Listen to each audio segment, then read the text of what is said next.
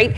He said for this storm in the city, we could see winds 20 to 30 miles stronger than we saw during Zeta, which I know a lot of people were scared by those winds. And that's so scary. I mean, we just saw Asha out in the warehouse district, and there was cones around like a pothole that I saw behind her. I mean, those cones are going to be flying through the air. Even some of the signs, you just think about how strong that wind is. Andy was talking about how strong it is in between the buildings. Yeah, our Mike Paulstein did a story yesterday talking about all the construction going on around the city that's now, has construction equipment left around, and we have these really strong winds coming through. So as we've been saying, these are really the final hours to prepare. And by that we mean you can go outside of your home and pick some things up. You can bring your pets and plants inside. Other than that, though, you really shouldn't still be driving around or trying to get somewhere.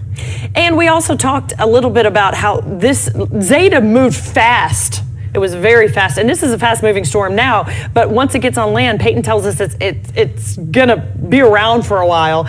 And I think actually we're gonna go to Peyton right now. So Peyton, tell us, it's not gonna be as fast-moving as Zeta, but it's not gonna be like what we saw with Hurricane Harvey in Houston, where it just sat there for days. Hurricane Harvey stalled. This is not gonna stall, but Zeta, October storms are usually a lot faster moving because we have big troughs and cold fronts coming down that just yank them up. We don't really have that in August, so they're typically moving much slower. They're getting steered around the high pressure. Now, it hasn't slowed. It's still moving at 15 miles an hour, and this is as of 4 a.m.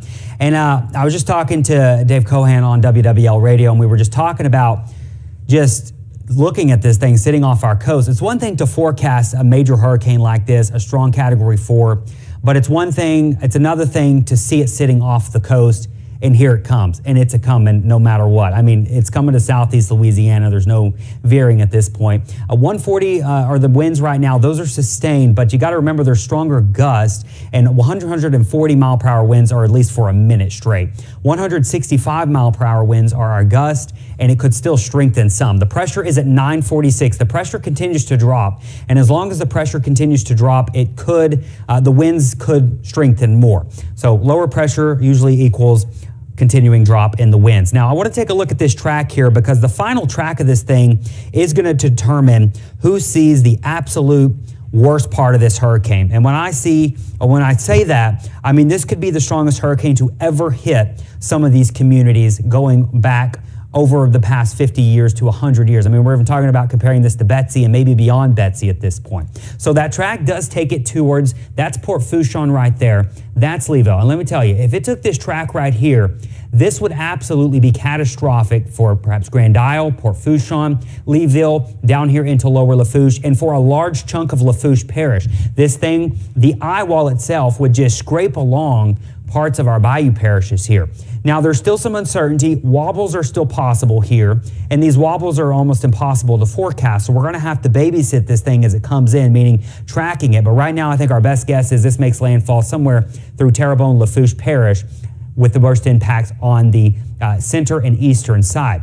On the same token, this is a Category 4 hurricane.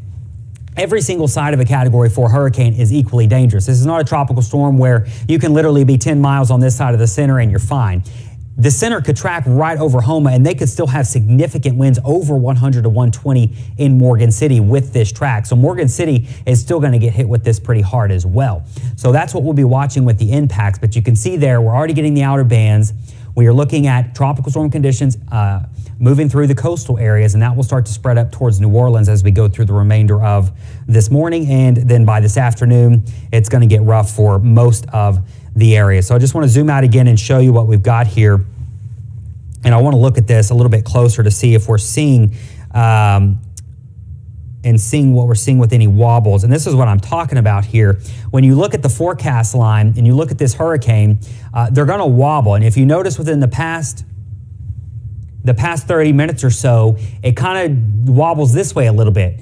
It is possible it wobbles this way just a little bit, and it's possible it wobbles back. So it's going to continue to do these wobbles here and there, and that's why we're just going to have to watch this come on in. Landfall will be closer to around noon, and then we'll be looking at the worst impacts moving closer to New Orleans, closer to noon this afternoon, and then spreading up to the river and North Shore as we go into late afternoon and evening.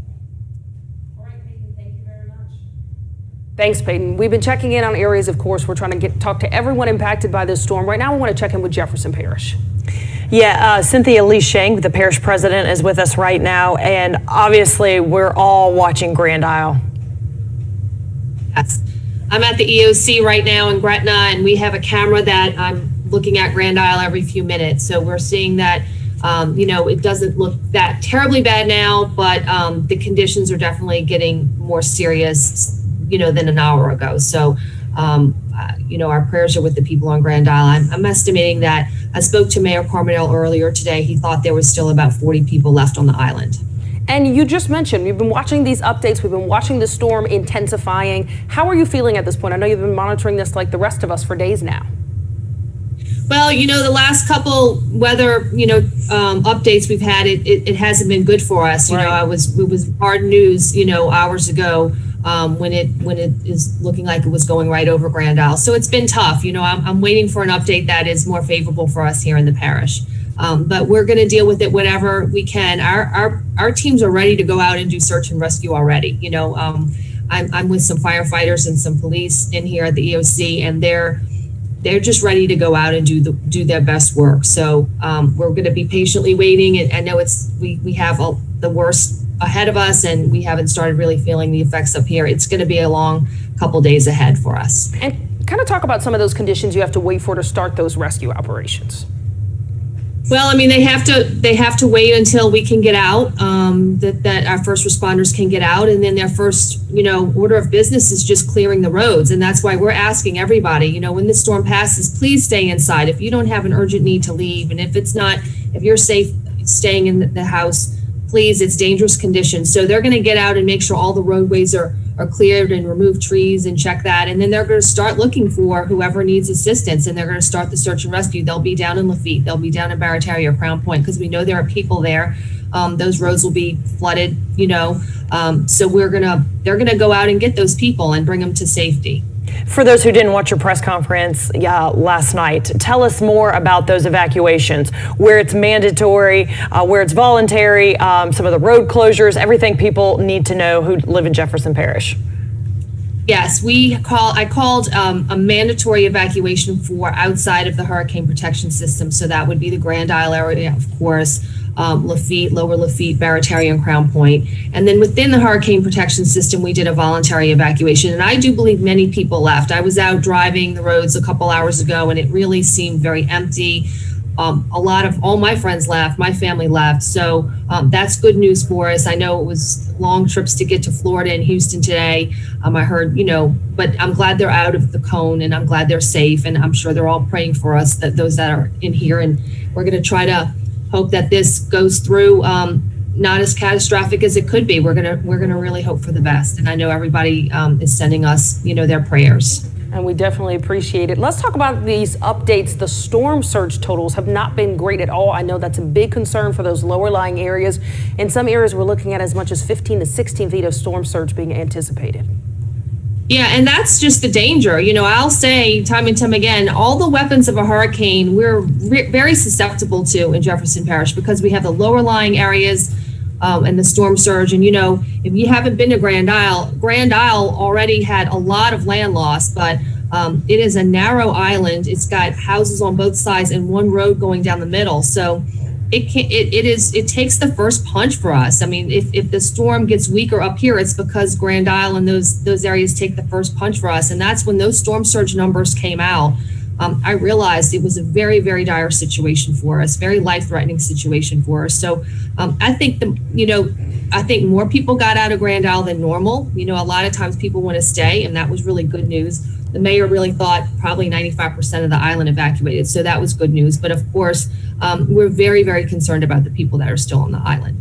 And of course, it's 4:40 in the morning. You're talking with us. You just got off the air with CNN. The Emergency Operations Center, what do you do from here? Is it just sit and wait now? We sit and wait, and we will respond. I remember one storm before it got bad, there was a fire and we were responding to. So we have not had any activity now. Thank goodness there's not a lot of activity. There's nobody on the street. So hopefully we're just going to sit and wait for the storm to pass. I think it's going to be quite a long time. We'll be here. Mm-hmm. And then, these folks are ready to go to action, as I've said. So I'm probably here in this building with about 70 people, maybe. Wow. So, it represents all our partner agencies and any kind of need we have. These are the folks that communicate with their agencies and really have all the resources to bear for us in Jefferson Parish. So this is our Emergency Operations Center. So we're here and we're just hoping for the best. And our folks are ready to do work. They're ready to get out there. So. All right, before we let you go, we just want to give you a final word to speak to your residents, what they should be doing in these final hours before we really start to see the bad impacts of the storm. So remember, the secondary effects of the storm in Louisiana are almost as dangerous as the direct effects. So, you know, people can get after storm, and that's where we're looking at now. We want you to stay where you are until the storm passes.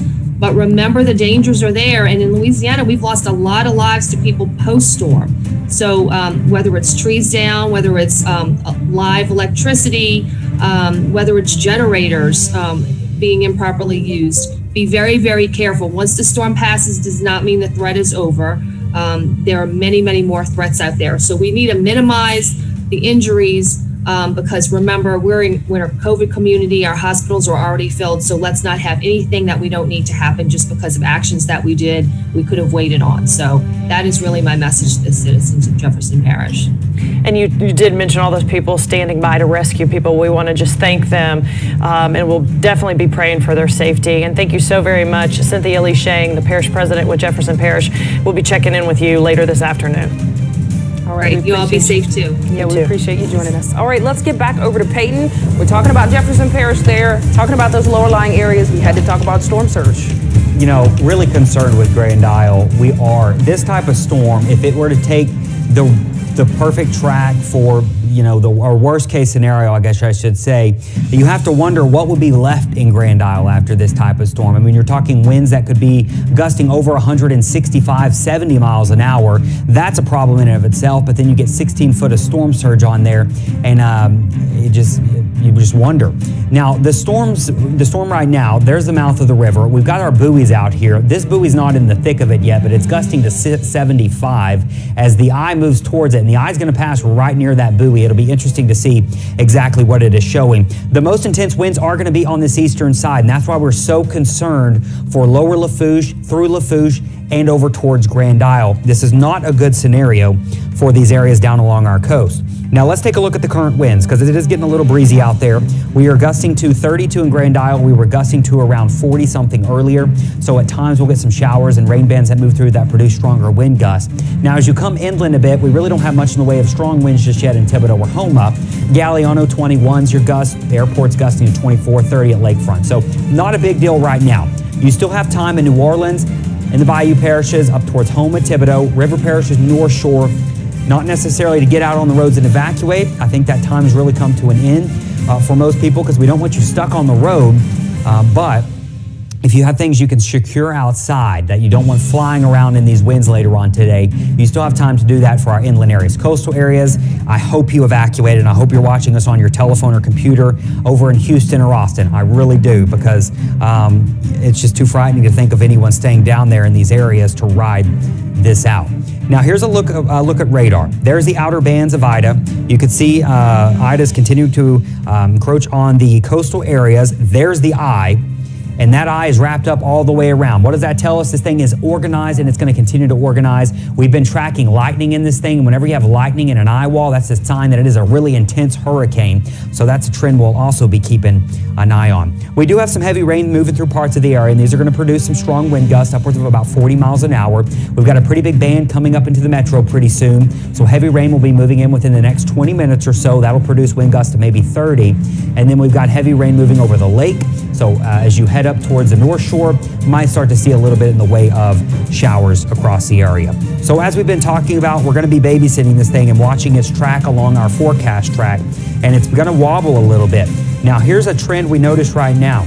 If you look at that very closely, this is over the past 2 hours, and this track was put out at 4 a.m. It's tracking just a hair, but these little minor details can have big differences on our exact impacts. So we're looking at I was just getting an update. We're gusting to 76 miles per hour down in the Mississippi Canyon area. That's out in the Gulf of Mexico as Ida moves on in. So you can see the eye there is tracking pretty close to where we have that line, but it's a little bit on this side of it. So it's hard to say for sure if it's just wobbling. And it is possible it wobbles a little bit this way, it wobbles a little bit this way. That's sometimes common in these really intense hurricanes like this as they circulate and they just spin and kind of wobble as they do so. So that is a trend we'll be watching for today. Now, we've been talking about these areas and just extremely concerned with lower Lafourche, lower Terrebonne, Cocodrie, Chauvin, even up towards Houma, Galliano, Leeville, outside the levees down here, Port Fourchon, Grand Isle, even parts of Plaquemines Parish. This is the zone that is going to get hammered later on this morning and around lunchtime. The worst of this for down here is going to be around lunchtime. Winds could be 100, gusting over 160, 170 miles an hour. You notice we're already gusting to 165, and we are expecting this to strengthen a little bit more. The National Hurricane Center has this getting up to 145 by around landfall. So they have it making landfall still as a Cat 4. A Cat 5, by the way, would have to be 157 miles per hour. So it'd have to do a pretty dramatic jump, but either way you look at it, whether it's a Cat 4 or a Cat 5, they both produce catastrophic damage. So you need to, I really do hope no one stayed down there. So there's the track for you. You can see there, as it moves up and makes landfall around lunchtime today, somewhere near Port Fourchon, Terrebonne Bay, it moves up through the area. All of our area is still on the east side, and then up towards Baton Rouge by midnight. So we'll be looking at it between about the next whole day, all day, and even into tonight. It's still going to be moving through southeast Louisiana, and it's not going to be until about tomorrow morning that it's up into the Jackson area, potentially still as a strong tropical storm or Category 1 hurricane. And Peyton, can you go back to that graphic where you can kind of see the entire storm moving around? We're trying to get as many questions in from our viewers and other reporters who are out in the field. Our Danny Monteverdi has a great question, but I need to see that graphic to kind of explain to you. There's like an empty space. Yes. Yes. Yeah. You see that empty space there? He's asking what that is. What's going to happen there when that passes over? There's just areas in a hurricane where you don't get constant rainfall. So it's still going to be breezy here, but these are just some outer bands that are swinging on through. So the core of the hurricane is here. That's where the most intense part is going to be, but this is going to be more of like a weak hurricane tropical storm condition, and it's still going to be breezy there. There's just no rain in that point. So that's pretty common in any tropical system or hurricane. Gotcha. So when it makes landfall, it starts to obviously lose its strength. So, I mean, will that space kind of break it up a little bit to where the eye loses strength before it gets to land, or it won't lose that strength until it specifically gets to land? It's hard to say, and one thing that makes it difficult forecasting down here is how shallow our water is off the coast here. So sometimes if a storm's moving slow enough, it can upwell some of that cooler water from the bottom. But being a Category 4, this thing would have to rapidly weaken, and it just doesn't look like it's going to do that. We think it's going to strengthen up until landfall. Once it gets inland, though, it's going to take some time for this to weaken, but it will weaken. And between the coast and Baton Rouge, it'll probably go from a 4 to a 1. And that's going to take it throughout the afternoon hours into this evening. So that could take about 12 hours for it to go from a 4 to a 1. That's our current forecast, at least. And that's simply because it's losing the fuel of the warm sea surface temperature. And are you expecting the impacts to be worse in Baton Rouge or New Orleans? You know, at this point, with our trends overnight and with this coming a little bit closer to New Orleans, we'll still be on that edge of that outer eye wall. And if that eye wall does move through New Orleans, we could certainly see wind gusts over 100 to 110, maybe even a little bit higher in parts of the metro. I think Baton Rouge has a similar scenario where they could see winds of about 100 miles per hour as well. So anyway you look at it, they'll be dealing with the wind threat. We'll be dealing with the wind threat, but I think our rain threat is much higher here than Baton Rouge. They could definitely see some heavy rain, but southeast Louisiana is where we could see that 10 to maybe 15 inches of rain. On top of something they don't really worry about there is storm surge. We worry about storm surge down here and the lake rising. So our rivers on the North Shore and things like that. Gotcha, different things, different areas of concern. Exactly. Yeah. All right, thank you so much, Peyton. Now let's head back out to Terrebonne to Danny Monteverdi for the latest there. Good Morning, Leslie. We are here in Gray, Louisiana. That's near Houma, and we are at the Terrebonne Emergency Operations Center. They're in full swing here as we prepare for Ida to make landfall later today, probably here near Terrebonne Parish and Lafourche parishes, as we've seen so much recently. But let's take a look at how conditions are right now. We've got photographer Troy Toops can zoom over, and you see really it's just kind of a misting rain right now, and that's about the worst we've seen so far this morning. There's really right now not much wind, a little bit of a breeze, and again, this is about the worst the rain has been so far. That's probably started within about the past hour and a half, I would say. It's been steady, but nothing too bad. I guess the key phrase, unfortunately, is just yet. As we know, we're expecting things to quickly deteriorate as the day goes on, and so that what we see right now, unfortunately, is not going to be what we see later. Here in the Bayou parishes, though, we've gone around to Thibodaux and to Houma, and what we've seen so far is not a lot, and that's frankly what parish officials are hoping to see. There was a mandatory evacuation order here in Terrebonne Parish, and for anyone who stayed a 6 o'clock curfew, in Lafourche Parish, a 6 o'clock curfew as well. And in our drives overnight, early morning hours, we saw really almost no one except a handful of police officers, I think a few emergency response vehicles, and that's about it. So that in one sense, it sounds like people either heeded the directions to evacuate this area or they're doing their best to stay inside. We were in downtown Thibodaux, downtown Houma, and really the best way to describe it were ghost town situations. Again, not a soul on the street, no vehicles, no people, nothing. Businesses boarded up in some instances, just lights off and shut down entirely in others. And so again, right now, this morning here in the Bayou parishes, it is a just hurry up and wait sort of situation. Unfortunately, there's not much anyone else can do at the time. But again, the good news right now is that the effects are minimal to none. In an ideal world, it would stay that way, and you never know what can happen. We can always hope it'll stay that way. But right now, again, just a light rain, a little bit of a breeze. There's some flags here at the Emergency Operations Center that have been consistently kind of flapping, but nothing severe right now. And so again, that is the latest from here in the Terrebonne Emergency Operations Center in Gray, Louisiana. This is Danny Monteverdi, Eyewitness News, reporting live. All right, Danny, thank you very much for that update. We're actually getting the latest update on the storm, and we're learning that it is stronger. We are going to go to break, but we're going to have that from Peyton Malone coming up right after this. Don't go away.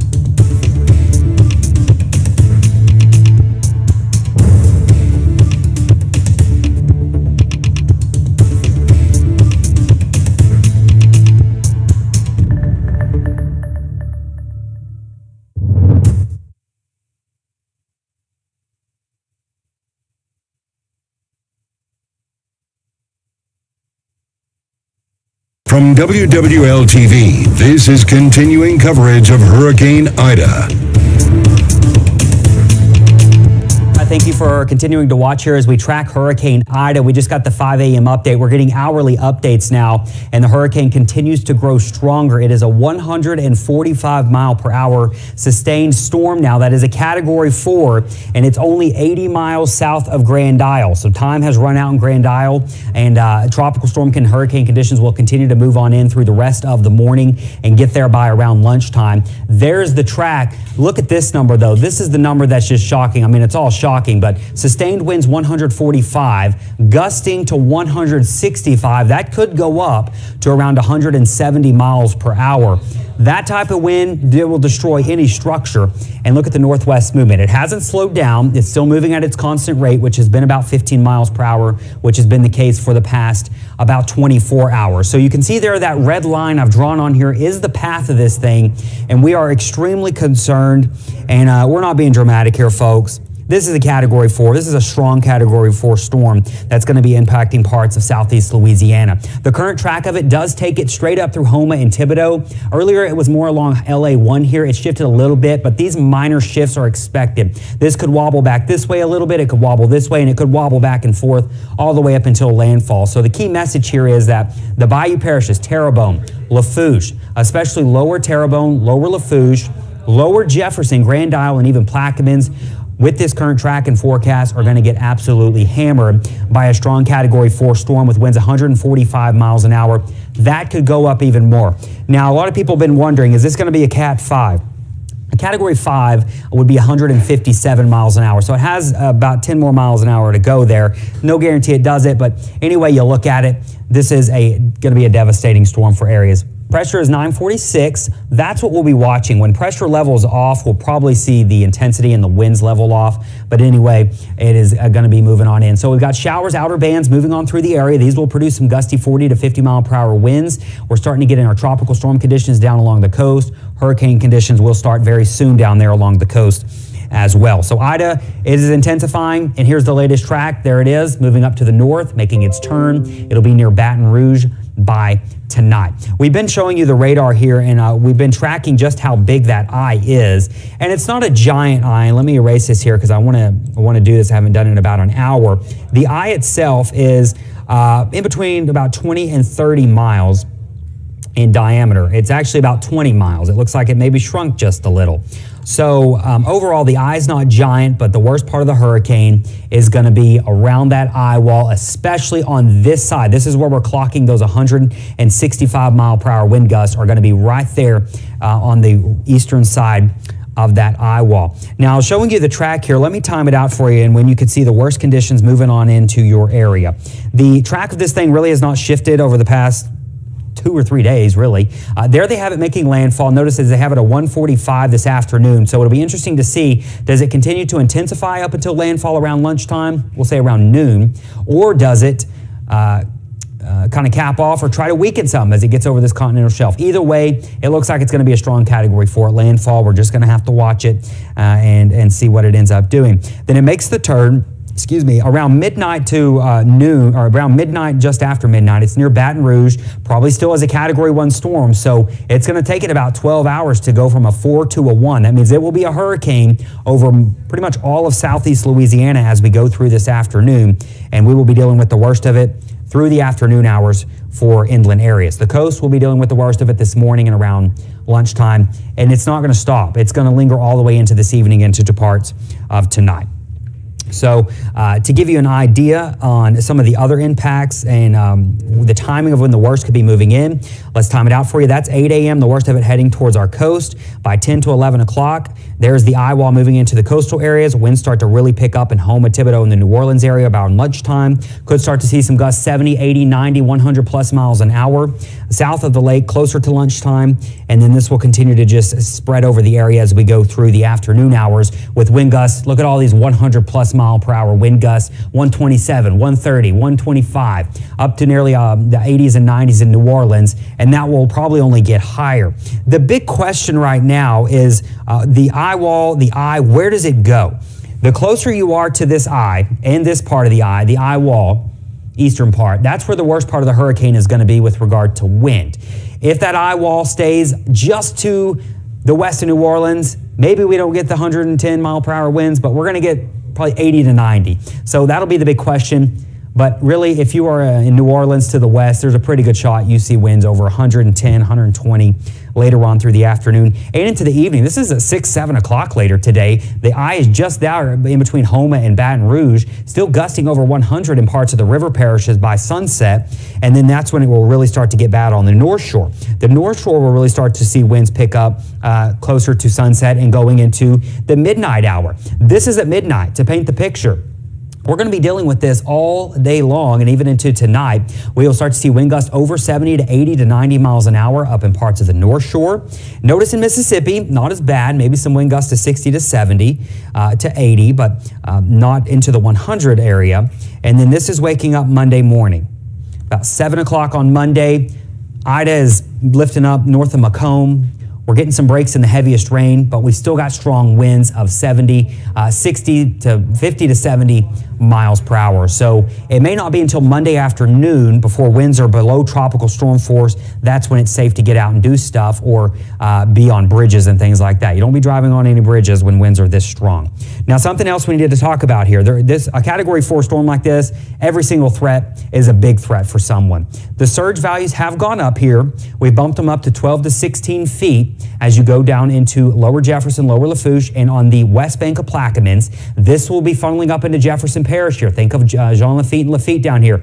Could see significant surge of up to 16 feet. Up into St. Charles Parish on this side of the river towards Luling and Booty, that water will be coming up. We'll have to keep an eye on that. Thibodeau, Houma will be on that dividing line of the track. We're thinking 8 to 12 feet now for Terrebonne Parish, but if that track shifts a little bit this way, we could see more of a 16-foot surge for Houma and up into Terrebonne Parish. It just depends on that track. 8 to 12 feet, this is a little bit higher for the east bank of Plaquemines and up into St. Bernard. Think Wyclowski, Hopedale, and Shell Beach. Also 8 to 12 feet for areas as you get into right outside Lake Pontchartrain. We're talking outside the levee protection system in New Orleans, out in eastern New Orleans. Orleans Parish, excuse me. And then in the lake, 5 to 8 feet. We bumped that up just a little bit. 4 to 6 feet in Lake Maurepas, and then 4 to 7 feet for Harrison County. Still going with 8 to 12 feet for our friends over in Hancock County, up into Bay St. Louis, and especially up into the shoreline area and up into the Jordan River, all the way past I-10. Could see some inundation come on up. So storm surge. This is devastating storm surge. You couple that with wind gusts 160, 170 miles an hour, and that's absolutely catastrophic damage for areas down there along the coast.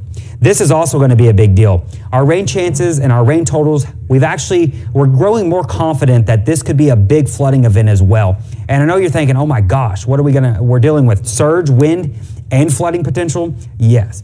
15 inches of rainfall possible, certainly for areas just towards the east of that eye. I mean, you're talking about the eye going from here to here, taking a whole, afternoon, 12 hours to do it. So it's possible. It rains pretty much all afternoon. It could be very heavy, and that's why our 15 inches is certainly reasonable. Now, that, of course, in New Orleans would lead to flooding with regard to inside the levees. I think what's going to happen here, we're not really concerned with the surge coming inside the levees in New Orleans, but the flooding potential from the heavy rainfall. So times, especially if you stay and you look out your door and you see water coming up in the roads, it's more than likely thanks to rainfall and the pumps trying to keep up with it. So that's a major concern with flooding across the city. If your car's here, park it high. 10 inches of rainfall seems like a very good bet for a lot of areas, but it does seem like 15 inches is in the realm of possibilities, and we could see areas that pick up over 15 inches of rainfall. That's a big concern. The other problem is we got to talk about the North Shore rivers here, and we're not going to have a great idea on what they're going to do until we get and see where that rain is actually falling. But a lot of these rivers are in a flood warning now, and if you do live along one of the rivers on the North Shore, you've got to plan for worst case scenario here in these types of situations. You're talking maybe 10 to 15 inches of rain added on to 5 to 8 inches or 5 to 8 feet of storm surge rise in the lake. That's not going to allow those rivers to drain into Lake Pontchartrain. So you will see a prolonged period of flooding along those rivers. And then, of course, the wind threat. This is what we typically aren't extremely concerned with wind with systems, but when you start getting into major hurricanes, Cat 4s, this is going to be a big deal. Wind gusts near the coast and right near that eastern eye wall are going to be about over 160 near the center of that storm. And then it's very possible a lot of areas in this white sea, at least 110 mile per hour wind gusts. Eric? And Peyton, for people who are just joining us now, you went to bed, it was a Category 2, we get up, it's a Category 4. Is this track almost in stone now? Is there anything that could drive it farther to the west or bring it closer to the east to us? Wobbles. And speaking of besides wobbles can mean... Yeah, right. No, I mean, if anything, I mean, the track is coming to southeast Louisiana, and it's just where does it make landfall? Terrebonne Parish or Plaquemines? That's still a possibility. Anywhere between there, it's still a possibility of landfall, but it's coming on in here. And do you notice this, Eric? Do you see it kind of going to the east of this? This is the forecast line. So what does that mean? Does that mean it continues to track more like this? Maybe it comes closer and makes landfall right in Grand Isle, and Plaquemines Parish takes the brunt of it. That would not be good for New Orleans. That would put that eastern eye wall right over the city this afternoon. It's also possible this wobbles this way and then it decides to do this and it comes up towards Terrebonne. But the track at this point, it's coming here. Yeah, and then the fact that this is happening on the 16th anniversary of Hurricane Katrina is not lost to anybody. I mean, a storm like this, a Category 4 Hurricane Katrina, was a Category 5, but it hit as a Category 3. Yeah. Anyway, this could weaken when it comes ashore? It is possible. You know, the trends have not been weakening at all. That radar just went out.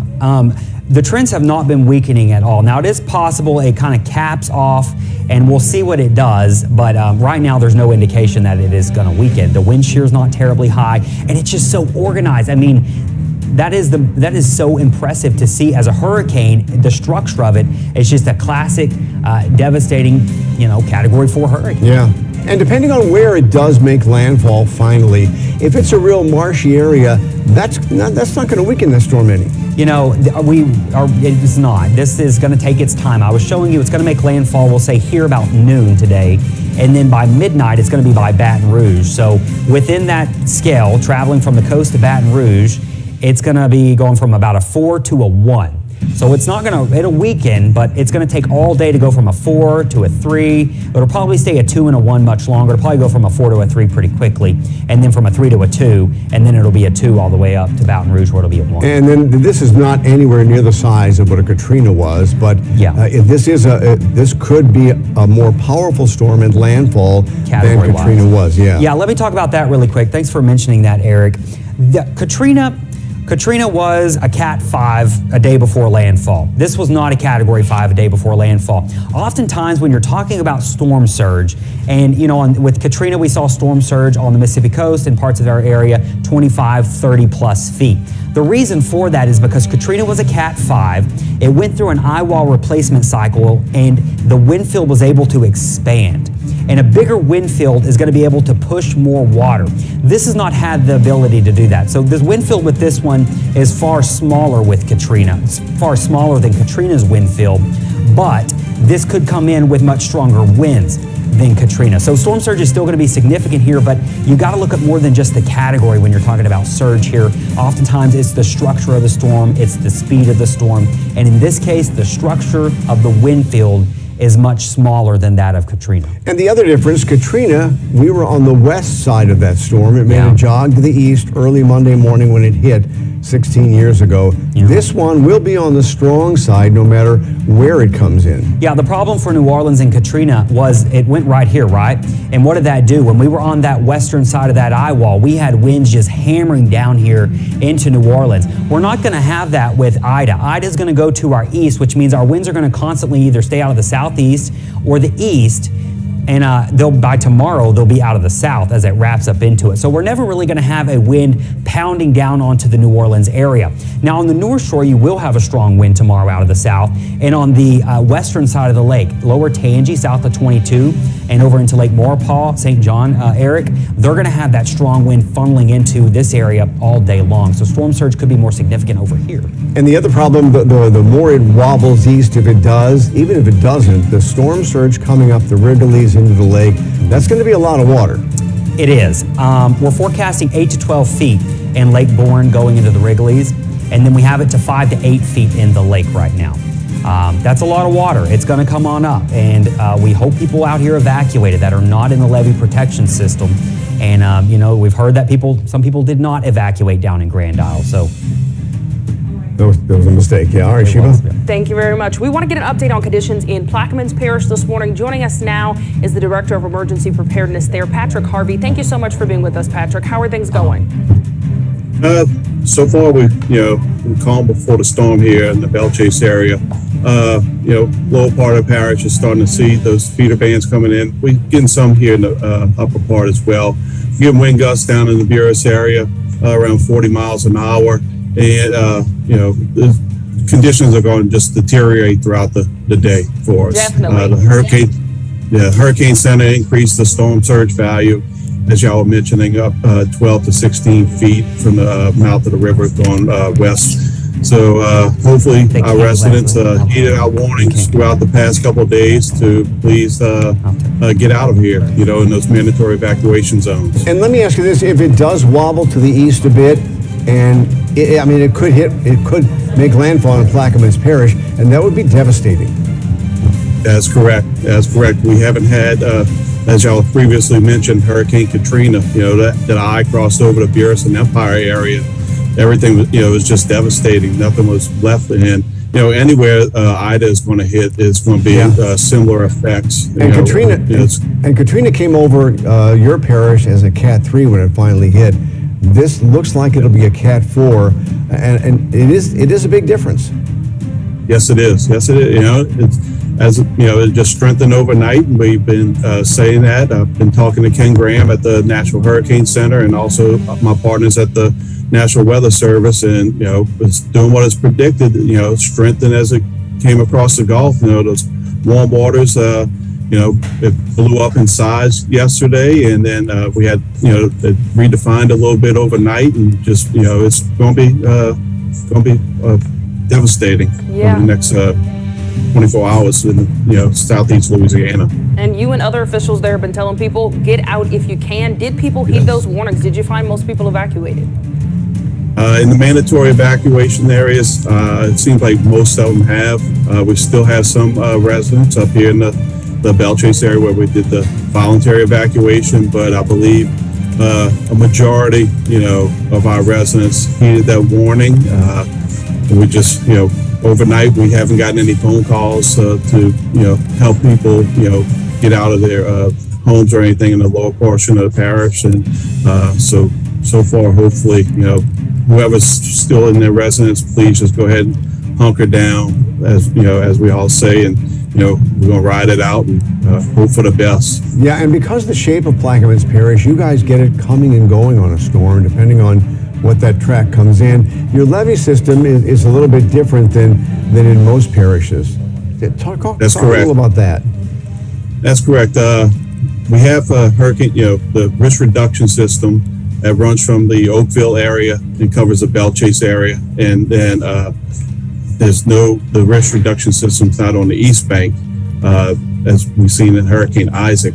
But our levees, say on the east bank, on the northern portion of the parish, and then the southern part of the east bank, they're running, 12, 13 feet. Some areas around 14, 15 feet on that backside, on the Gulf side.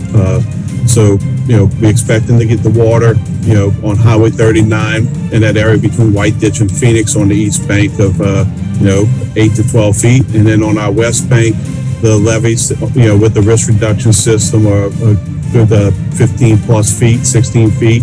And then as you go down from from Oakville Floodgate south to the Alliance Refinery, that levee system is a 7 to 11 foot height levee. That's why we issued that mandatory evacuation on Friday afternoon. And then from Alliance to West Point Lahash, this is Highway 23. We're always talking about this. That levee system is 3 to 6 feet, and we're going to get some serious overtop, and that's that Myrtle Grove area, the Alliance area, Point Celeste area.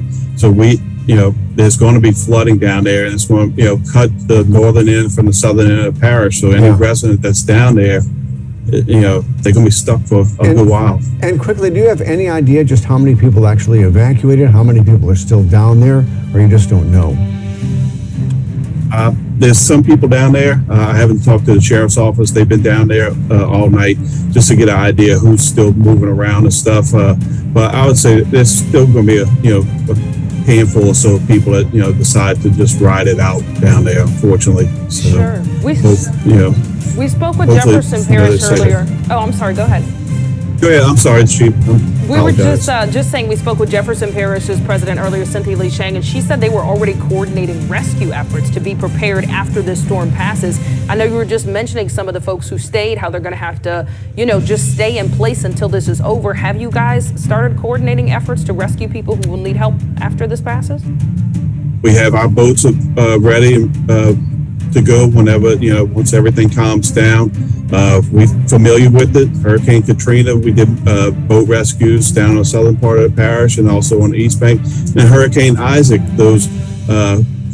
they issued a mandatory evacuation for the east bank of the parish. And, they had 600 rescues that they did at that time. People didn't heed the warning, and we had to find shelter for here in Belchase for those 600 residents. And unfortunately, we had 2 deaths in Hurricane Isaac due to the storm surge, flooding and stuff. And then Hurricane Katrina, we had it was just under, I think, 10 deaths or so for residents that stayed for Katrina. So hopefully people listen to us. We've been telling them that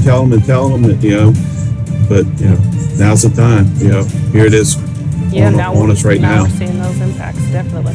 Yes, ma'am.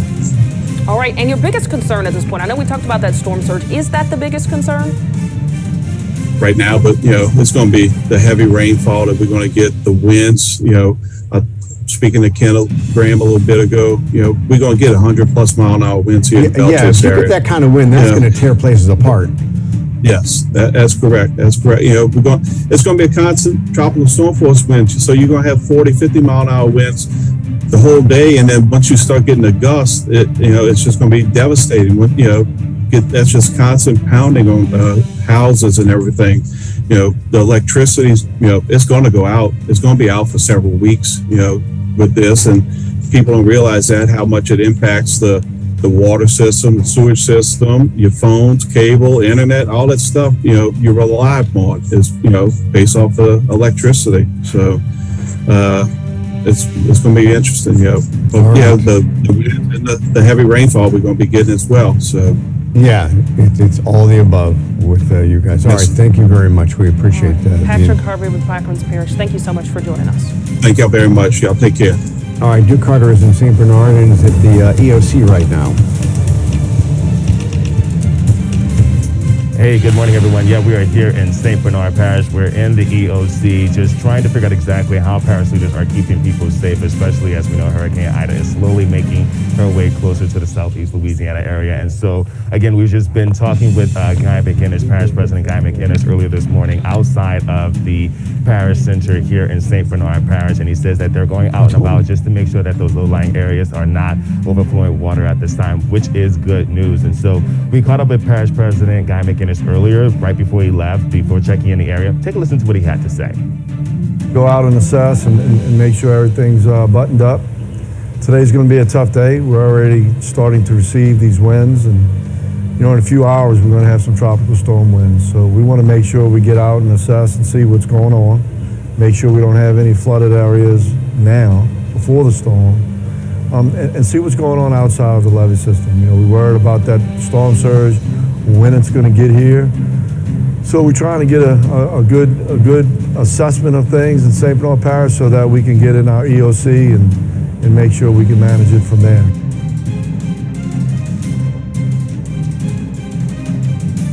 Here in the EOC with the boss man, just monitoring the situation, Mr. Ram. Good morning, sir. Can you give us a status update on what exactly we're experiencing here in St. Bernard Parish?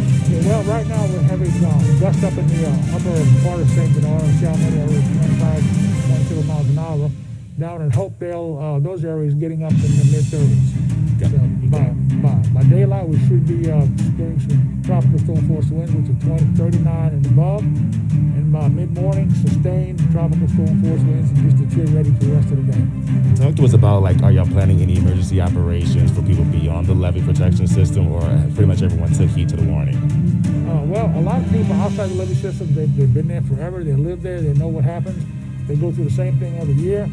They know the water comes up. They come inside, but we have search and rescue assets pre-stationed by the fire department. And we also have some Air National Guard search and rescue high water vehicles, Humvees, boats, and personnel stays in the parish just in case we need it. Got it. But as of right now, though, everything is best as it is right now. It's as good as it can be right now. We're just sitting back waiting for see what happens, and then we'll react and respond to whatever we need to do. All right. Okay. Thank you so much. Appreciate it. We'll toss it back to you all. Thank you. Toss it back to you in studio. All right, Duke, thank you very much for those updates. We want to go over to Doug Mouton now. He is in Hammond, and take a look at the conditions there. A lot of the areas we checked in, they're starting to see some rain. Have you seen any rain yet, Doug? No, not yet, Sheba. Of course, we're significantly north of where Duke is in Hammond. I will say this, the air was much muggier a couple hours ago. It is not, and we're getting a little bit of a breeze, but we are not seeing any outer bands here in Hammond yet. The one interesting thing is, as we've talked about people evacuating, is I think a lot of people have made the late decision to evacuate. Adam Ney, the photographer that I'm working with, he's our sports photographer. Adam's parents evacuated Metairie about 4 a.m. My sister Judy evacuated Metairie about 2:30 a.m. And we hung out at the Shell gas station for a while, and we caught several people gassing up, some to gas up to stay, and then some to gas up to leave, including the Hong family, who actually waited. Seeing all the traffic reports, they decided to wait and evacuate overnight. Let's hear from them.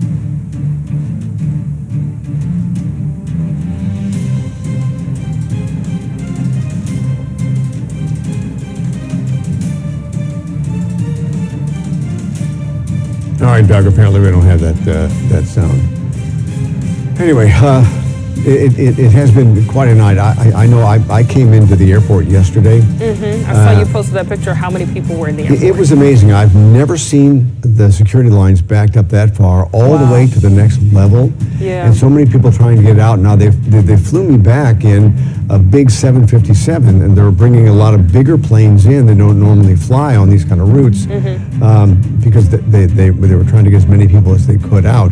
I was on a plane with some doctors and other medical staff who were working with Oxner, and they were saying that they were being called back. They had been working remotely for some time, and the hospital was calling them back. Yeah, and of course, all flights in and out of MSY have been canceled for today. Several were canceled yesterday evening, so a lot of those people who were trying to make it out, it really was just too late. Yeah, and when you saw that mass of people, it just, you were just thinking, there's no way all these people can get out. And, you know, you should have gone earlier if you could have. You know, it was kind of the same way watching the interstates. I mean, the traffic was crazy. And I saw some of your posts. I don't know what people are telling you. I mean, so many people are asking me, should I stay or should I leave? And I said, if you have no reason to stay, why would you stay? Oh, yeah. Well, it's too late now, but I definitely posted that yesterday. Yeah. Yes, same thing. I said, they try to follow us sometimes because they watch us. And I said, listen, we stay for work, and WWL is going to take care of us. If I could leave, if I had a choice, we weren't working here, I would be gone. So hopefully a lot of people took that advice and left. Yeah, it was the same way in Katrina, you know, begging and pleading with people to leave, and they just didn't. All right, let's take a quick break, and we'll be back with more of our coverage of IDA after this.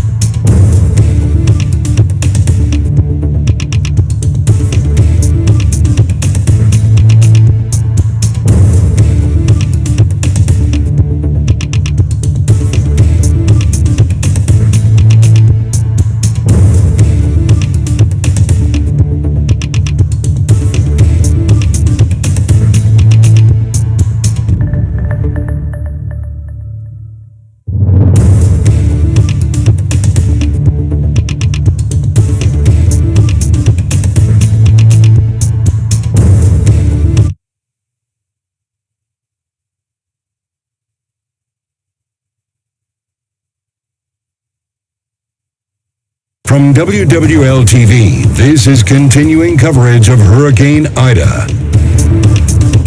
Welcome back to our continuing coverage of Hurricane Ida. We're tracking this storm as it approaches the region. Yeah, and if you're just joining us, you went to bed. It was a Category 2. It is now a strong Category 4. And let's get right over to Jade and a look at what you need to know this morning. Well, good morning, Eric, and good morning, Sheba, and good morning to everyone. Here is a look at what you need to know ahead of Ida. We are getting new footage of what Hurricane Ida looks like from space. As you can see, this storm is huge. It is taking up a good portion of the Gulf. Ida strengthened into a Category 4 hurricane earlier this morning, and it's expected to make landfall later today. FEMA's Public Affairs Director and spokesperson has tweeted this message to the people of Louisiana. It reads, quote, "Louisiana, we have commodities, equipment, and personnel being pre-positioned and ready to be rapidly deployed. 1 million meals, 1.6 million liters of water, and 90 generators are on the way to help people and communities in the path of Hurricane Ida." President Biden has already approved emergency disaster declarations for Louisiana and Mississippi. And remember, you can get more updates along with live interactive radar on our WWL TV app. It is free to download. All right. Thank you very much, Jay. We've been continuing updates on the storm. The last one came at 5 a.m. and we learned, Eric, that this storm is even stronger. Yeah, it is a massive storm, a big storm, just as the Weather Service had predicted, the National Hurricane Center predicted. This thing is a Category 4. Hopefully it will stay at this and never get any worse than this. That's right. All right. We want to check in on the conditions in Lafitte. Let's get to our Asha Staples. She's there live now. Asha?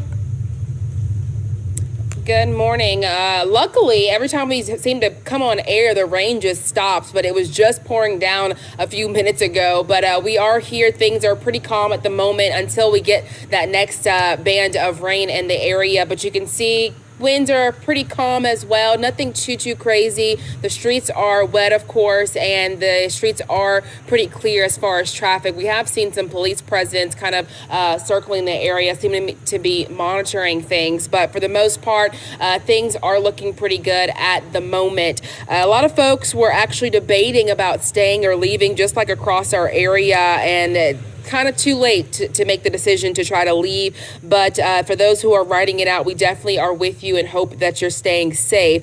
There is currently a mandatory evacuation that was in place actually outside of the levee protection area. So again, if you are kind of on the fence of leaving your home right now, is probably the best time to go ahead and do so. But we did hear from multiple Jefferson Parish officials throughout the last couple of days about the possibility and what they can expect from Hurricane Ida when it does reach our area. And again, they say that they've been preparing for whatever the storm may bring. Crews, they have been working and will continue to try to monitor the catch basins. They've been cleaning them out to make sure that the drainage will be able to move that water out when we do start to get that heavy rain. Of course, like many other areas, they're expecting a lot of wind, rain, possible flooding in spots, power outages, and are of course telling people that if they can leave, they should do so. And the emergency operations centers, they're also monitoring nursing homes. Entergy and other departments have pre-stage equipment for during and after the storm. And again, this is something that we have to just kind of wait, watch, and see what's going to exactly happen. But of course, we do know that flooding outages are something that we have planned for and just waiting for it all to kind of happen. But for right now, things are pretty calm. We are getting a little bit of a drizzle coming up again, but the winds are pretty calm for the most part, and that rain is very light and moderate at this point. But for now, we're going to send it back to you guys and check back in with you as things start to change. All right, thanks, Asha. That light rain is a pleasant thing to see right now. Right now, they're taking a live look at Bourbon Street. We've been checking in there. Things, of course, nice and quiet as people get in place, as Mayor LaToya Cantrell wanted people to do hours ago. So it looks like people are actually doing that. Well, it is 5:30 on a Sunday morning, so on regular days, yeah. We've seen this site during COVID when it's like this. There is rain outside. Let's get over to Michelle for the folks just joining us now. This is a Category 4 storm, Michelle. Is there anything right now that you see that could intensify this thing more? It's a possibility. I mean, it's still over very warm water, but again, the eye is extremely impressive here, Eric. Again, as it continues to churn over the very warm water, at this point, we're pretty confident in the forecast path of this system here. There's a strong possibility that it may jog a bit to the east, to the west. Of course, if it jogs to the west, the wind will be less intense, and of course it will take those higher surge values with it out to the west. And we'll go over all that in just a moment, and we'll continuously get updates hourly from this system here, from the National Hurricane Center. So as of 5 o'clock this morning, it is a strong Category 4 hurricane, a major storm heading towards us. And we're looking at winds of 145 miles per hour, but notice the wind gusts, 165 miles per hour. That is extremely devastating. It's moving at a good rate to the northwest at 15 miles per hour. Now the placement of the center of the storm here, it is about 80 miles south-southeast of Grand Isle. So we're expecting landfall later on this afternoon around noon, 1 o'clock, again as a major storm. As we take a look at the forecast path here, here's what I'm talking about. So here's the National Hurricane Center projected path. You see that red line, and there's that forecast cone. It is continuing to shrink. So again, we are anticipating a bit, it could potentially jog to the east and jog to the west, again, as we get those current updates, but already starting to see those heavy rain bands pushing in along our coastal areas, and that will be the setup throughout the rest of the day, where the heavy tropical downpours, it will come in waves, but we are looking at a wet day, and I do expect this system to slow down a touch when it heads on land, and it will rapidly weaken. So as we take a look at the latest radar scan, you can see the heavy rain now approaching Slidell, starting to see those tropical downpours north of New Orleans, now heading into Houma. We're looking at light showers along the coastline, but of course we're going to see those tropical downpours continuing to push on shore, but the winds are starting to pick up across the area. There's that eye, extremely impressive here. Last time I measured it is about 20 miles in diameter.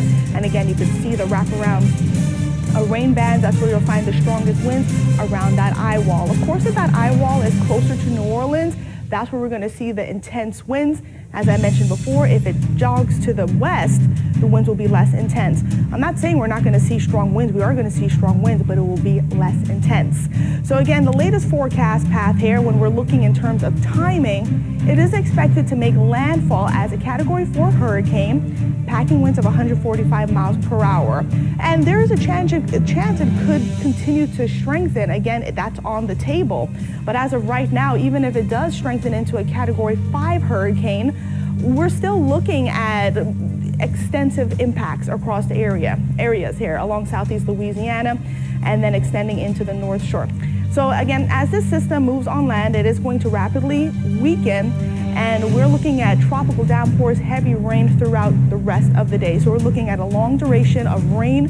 We're going to see some higher rain totals in a few spots, and then when that's coupled with the storm surge, we're looking at flash flooding across the area. That's what we're anticipating. And then as we head into Monday afternoon, early Tuesday morning, that system will be well away from us, and then we'll start seeing our weather here in the viewing area start to gradually improve. Now to take a look at the winds and wind gusts at the moment, they're really cranking up here. Bureau's 24 mile per hour sustained winds. Notice the wind gusts, almost 50 miles per hour. Grand Isle, those winds are continuing to increase in that area. And then as we head to the lakefront, we have sustained winds at 24 miles per hour with higher wind gusts. And again, those winds will continue to intensify as the center of the storm makes landfall. So taking a look at the wind field here, I do expect the wind field to expand just a bit, and you can see the reds here. As I mentioned before, we're finding you'll find the strongest winds around that eye wall, and the strongest winds will extend about 40-50 miles out of that eye wall, and then we're looking at tropical storm force winds about 140 miles per hour miles from the center of the storm. So nonetheless, we are looking at a powerful hurricane. Those strong, significant winds will cause structural, also tree damage. We're also anticipating widespread power outages, again, as those winds continue to crank up. As we look at the time frame here, later on this afternoon, excuse me, or later on this evening, the winds will still remain pretty strong as the system moves inland. So we're looking at strong winds to continue throughout the rest of the day, also that heavy rain. And then as we head into tomorrow morning, still going to be breezy in a few spots. Many areas could potentially see those tropical storm force winds continue throughout much of tomorrow morning and tomorrow afternoon. Another really great graphic here, just to kind of give you a perspective. Areas that are highlighted in that white, we'll see wind speeds between 110 to 130 miles per hour. Again, that is sustained When you factor in the wind gusts, some areas might see 140, 145 miles per hour, but the strongest wind gusts will be along the coast. That's where we'll see the storm surge. And Michelle, if I can ask one question, when you talk about the intensity of a storm like this, and we make the obvious comparisons because it's coming in on the same day of the 16th anniversary of Katrina. Katrina was a much bigger storm. It was just, it was spread out along the entire Gulf. It filled the entire Gulf pretty much. This one is different, but it's going to land with a lot more intensity, and that's what you're kind of concerned about right now. Oh, definitely. I was looking at some history. I was trying to find a storm that made landfall along southeast Louisiana. I couldn't find one, so this could potentially be the first. With this kind of intensity. Yeah, with this type of intensity, and also Hurricane Katrina, when it made landfall, it took a different path because I believe it made landfall near Triumph. Well, it made a jog to the east, and then went through Plaquemines Parish, and then up, and then we were on the city itself was on the weaker side of the storm. There you go. But the thing about Hurricane Katrina is that it was a Category 5 hurricane, and it sat over the Gulf of Mexico, continuing to churn up that water. Right. So that's why the storm surge was so extensive, and then the levee protection system just couldn't handle that amount of storm surge. Thankfully, things have improved. And we are hoping history, I mean, you don't wish this on anybody, but if this would take a jog toward the east, it would be much more devastating for New Orleans. That's right, because we're going to be closer to that eye wall, and that's where the intense winds are located. Nonetheless, Eric, even if this system moves to the east or the west, we're still going to be on the wetter side of the system. So then the water becomes a concern because you have the storm surge, and then you have that heavy tropical rain coupled with that. So, and the lakes are going to rise as well as the rivers, and then you have all that rain on top of it. It's going to take some time for all of that water to drain out. So we are extremely concerned about the water associated with Hurricane Ida. Yeah, and as we mentioned before, that wind is going to just pound water into Lake Pontchartrain. Exactly right, and especially those low-lying areas around the lake really need to pay attention to what's going on, because I do anticipate that water to rise pretty fast, especially when those winds pick up, pushing in all that water. So again, as I mentioned before, this is a really good graphic just to give you an idea of what we're anticipating here in terms of wind speeds. And many areas will see 100+ winds when the center of the storm moves inland. And because the system is so strong, it is going to hold on to its hurricane status, potentially not a 4 or 3, maybe a 2 as it gets closer to Baton Rouge, but nonetheless, it's still going to be a very strong storm with those winds and also all the rain associated with that system. I do want to mention as well that the Storm Prediction Center has issued a level 2, a slight risk for our entire viewing area. And something that we haven't really talked about is when the system, or when Ida makes landfall, those outer bands, we could see a few spin-ups. We could potentially see some tornadoes develop across the area too. So, I mean, that's another factor we have to take account. So I do want to go over parish by parish, just so you have an idea what to expect where you live. So as we look at the North Shore, rainfall between 6 to 10 inches of rain. Of course, we could see locally higher amounts. Winds between 70 to 80 miles per hour with stronger wind gusts up to 110. And then storm surge along Lake Pontchartrain, we're looking at between 5 to 8 feet. As we take a look at the Metro New Orleans area, 6 to 10 inches of rain. Of course, locally higher amounts are expected in a few spots. Winds between 90 to 110 mile per hour winds with wind gusts up to 120. And then, of course, storm surge 5 to 8. And then along the lakes there, Lake Bourne may see between 7 to 11 feet. River parishes I'm pretty concerned about as well, because many of y'all will see between 5 to 10 inches of rainfall, and then we're looking at wind speeds, or wind gusts rather, up to 130 miles per hour. So I am expecting tree damage, structural damages in a few areas. So again, keep that in mind, for these areas. And of course, we'll take a deeper look at all of your parishes coming up in a bit. All right, Michelle, thank you very much. We want to take a live look in Houma right now. We've been talking about the storm making impacts there. This is Highway 57, and as we said, we're expecting these impacts closer to noon, even for our coastal areas. So right now, the worst that we've seen is really some rain. We saw some heavy winds when you get close to the lakefront, which is expected back on the South Shore. But again, this is a live look in Houma this morning, and right now it's just drizzling. And if the storm keeps on its same track, there's going to be a whole different scene in Houma. Houma is going to take a direct hit. If it stays on this track, it's going to be terrible there. I've got a friend down in Houma I was just texting with. He does have wind indicators on his boat, stuff like that. He said he will talk to us if and when that storm does hit there. All right, we're talking about the water pounding into the lake. A lot of that's going to go to the west side of the lake, around the Hammond area, Manchac, places like that. And that's where Doug Mouton is right now in Hammond. Hey, Doug. Yeah, hey, Eric, and I want to say this. You're talking about it from a historical perspective. I tell you, the storm to look back at is the Great Hurricane of 1915. This is before they had names, which entered as a Category 4 near Grand Isle, and it's the one that ripped apart the west side of Tangipahoa Parish, which is, I'm in Hammond now. Once we get some daylight, we're going to take a ride to that Napton, Frenier, Rudock area, which was wiped out by that hurricane of 1915. I think if you're talking about from a historical perspective, that's the one to maybe see how these tracks are similar. And that was one of the most destructive hurricanes in American history. We have seen people take this thing seriously in a way that maybe some other storms like the ones we had last year where you sort of knew it wasn't going to, you could see a whole different attitude towards this storm beginning about Friday. And I do think a lot of people made the decision to stay home, but then even changed their minds yesterday as Ida began taking those little wobbles east, which took us from maybe not so bad to right in the path. So we have seen a steady stream of people evacuating. Obviously, traffic was terrible all day yesterday, especially going west towards Houston. We also saw people gassing up and leaving in the middle of the night from here in Hammond, including the Hong family, who we caught up with. First of all, were you gonna stay until today? No, our plans were to leave to Houston. We weren't sure how the hurricane will be. And then once we saw that it's going to be a Category 4, we were like, we got to go. We got to go. And were you watching what the traffic situation was like today? Is that why you delayed? Oh, yeah, for sure. We have family members that left earlier today, and they just got there. And how many hours? It was about 12, 13 hours. So it's pretty insane. Yeah, I know.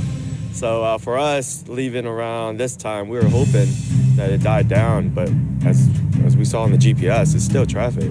It's still traffic when you get close to there. Yeah, right. Close to there. It was about like towards Beaumont. It's still traffic over there. So you guys made the decision at some point today, we're going to go, but let's go at 3 a.m. when the traffic's still Yeah, I just felt like that's the smart thing to do. Just go when people was either decided that they're going to stay or I doubt there's a lot of people that's going around this time. So. Or you hope so. I hope so. What is it about this storm that made you take it a little more seriously than the others we've had? I was that person that said, oh, Category 1, Category 2, oh, we're just gonna stay. But this time around is like, it's Category 4. I don't want to deal with no electricity, no food, no gas, whatever. You could always prepare, but it's a big storm this time around. So we just decide we're just gonna go. Yeah, and who can blame them? And I think a lot of people have made that decision in the middle of the night. We're seeing a consistent breeze here now. We have not seen any outer bands here in Hammond. Obviously, we expect that to change as the day moves on. We're going to catch up with Parish President Robbie Miller in a few minutes. And again, once we get some daylight, we're going to head to that west side of Lake Pontchartrain and see what that looks like. For now, reporting live in Tangipahoa Parish in Hammond, Doug Mouton, Eyewitness News. Eric Sheep. All right, Doug, thank you very much. All right, we want to get over to our Meg Ferris now. She's been in Orleans Parish. Meg, where are you now and what conditions are you seeing? So what we did, Sheba, was we were out on the lakefront, Lakeshore Drive around Canal Boulevard, and we started seeing a lot of lightning. And so we just said it wasn't safe, so we just came down more toward West End. We're still at Lake Pontchartrain, so we could get under one of these restaurant shelters or overhangs. As you can see, it's not making that much of a difference, but significantly since the last time we talked, the difference of the storm surge coming in and the wind buildup. Rick Neese is panning over right there by the lighthouse here at West End, and you can just see the waves just crashing up. I mean, it is, you can see it almost, minute by minute, water rising, water getting much more choppy, waves crashing, and of course the feeder bands, they're calm, and then as they come in, they're much stronger than the ones before. Eric was talking earlier about doctors being called back to Oxnard, and that reminds me of something that we need to tell people. Right now we're worried about the storm, but the emergency rooms are jam-packed, the ICUs, the hospitals are packed. In the last few weeks with the Delta variant, they've had to turn away people who have severe heart conditions and all that. So now's not the time to be getting up on a ladder or doing things to secure things where you could injure yourself, because the hospitals are full. I was thinking about that in the aftermath of the storm too. When you get out to clean, that's when a lot of the injuries happen. There's just not a lot of room and personnel to go to the hospital, so don't do anything that's not very, very secure. And Eric, also, I wanted to continue a conversation we were having earlier with Peyton. Is he around where he can hear a question I have for him, please? It's on. Hey, I can hear you, Meg. Okay, so Peyton, earlier about 1 o'clock, we were comparing what it felt like in your home with Zeta last October compared to what this could feel like. And then I heard you, of course, bring up the Katrina winds, and then I heard you bring up Betsy. Okay, I remember all of them. I remember what it felt like inside my home when I was a little girl, Betsy. So my question to you, and I know every storm is different, and we can't emphasize that enough, but in New Orleans, in Metro, what is the difference in the wind that we're going to feel from Betsy compared to Katrina, compared to Zeta, compared to what we could feel? Again, not when it's coming on shore and all that type of thing. What we may feel in the metro area with all compared to those storms in our homes. I think Betsy is a good representation of perhaps what it could be like in the New Orleans metro, and even for the Bayou, for everyone really. It took a very similar path here, and the winds were about 140 miles per hour at landfall when Betsy moved on shore back in the 60s. So it could be a similar scenario. Of course, we didn't have the levee system we had back then, or that we have now, but wind-wise, you could be looking at something kind of similar here. Okay, so what our homes will feel is what we felt during Betsy in the 60s, those same type of powerful winds. Yeah. So that's way more than Zeta and way more than Katrina, right? Yeah, Katrina was a little bit more than Zeta. Zeta and Katrina still produced some significant winds, obviously, but Betsy came on shore down along the coast as a 140 mile per hour hurricane. So it was a Cat 4. Okay. All right. Well, that's just what I wanted people to get a perspective on the winds. I know the surge is a little bit different because of it was a 5 and it came up at a different angle, and we have a better outflow canal system, but I was just curious about the winds. Okay. Well, that's it from here. Reporting live from the lakefront, Meg Farris, Eyewitness News. Back to you. All right, Meg, thank you. And with the power outages that are inevitable with Hurricane Ida, it is important to know whether or not your food left in the refrigerator is still safe to eat. Abby Larico tells us what you need to know. When the storm wipes out the power, it can also clear out your food supply, especially anything in the fridge. So here are some ways to keep your cool. The FDA recommends do not open your fridge or freezer for as long as possible. The closed doors trap the cold air for up to 4 hours in your fridge and up to 48 hours in a full freezer. If you can, put dry or blocked ice into the fridge. 50 pounds of ice can keep a fridge cold for 2 days. Foods meant to be refrigerated need to be tossed out after 4 hours stored at 40 degrees or warmer, even less time when it's really hot. Think closer to 2 hours with the forecasted hot temperatures in the 80s. One way to track how warm is too warm, freeze a cup of water, put a quarter on top. Keep it in the freezer. If the cup melts down so the quarter sinks to the bottom, temps have risen too high to save your food. It's time to pitch it.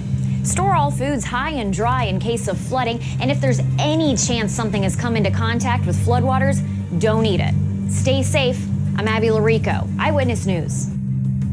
Yeah, there are so many factors we have to think about here. You do Yeah. have people with food in the fridge, and of course, they're trying to figure out how long that will last and how long the power will be out if we lose it. And again, when in doubt, do without. And the other thing, if you don't open the fridge, it'll stay for a little longer. The freezer the same way. And the one thing with a storm like this, if there are 140-mile-an-hour winds, it's going to do a lot of roof damage, a lot of structural damage. In a named storm, a lot of companies, insurance companies, some of the big ones, charge up to a 5% deductible. So, I mean, if you have your house insured for a couple of $100,000, that's like a $10,000 deductible. Wow. So if you have $9,000 in damage, that all comes out of your pocket. Yeah, and the hard thing is now people are just trying to brace for the storm, survive the storm, Yeah. get through it. That is the sad part, though. Once this all clears up, we have to take a look at the damage and destruction left behind, and hopefully it's better than what we're imagining it'll be. And again, I go back to a storm like Cindy, which was at the time a tropical storm right before Katrina. And it did so much damage, it knocked the power out of 250,000 people. On my way into work that morning, that was back in 2005, Claiborne was littered with debris and stuff like that. Lights were out all over the place, and it was a mess. And they finally upgraded that, I think, a year or so later to a Category 1 storm. But this is a Category 4. Yeah, it There is is a Category huge 4. difference. And Peyton's going to have some new information coming up about the pressure within that eye dropping, and it's Which dropping means it's significantly. strengthening even more. Yeah. Yeah. All right, we're going to take a break, and we'll have more of our continuing coverage and that latest information from Peyton after the break.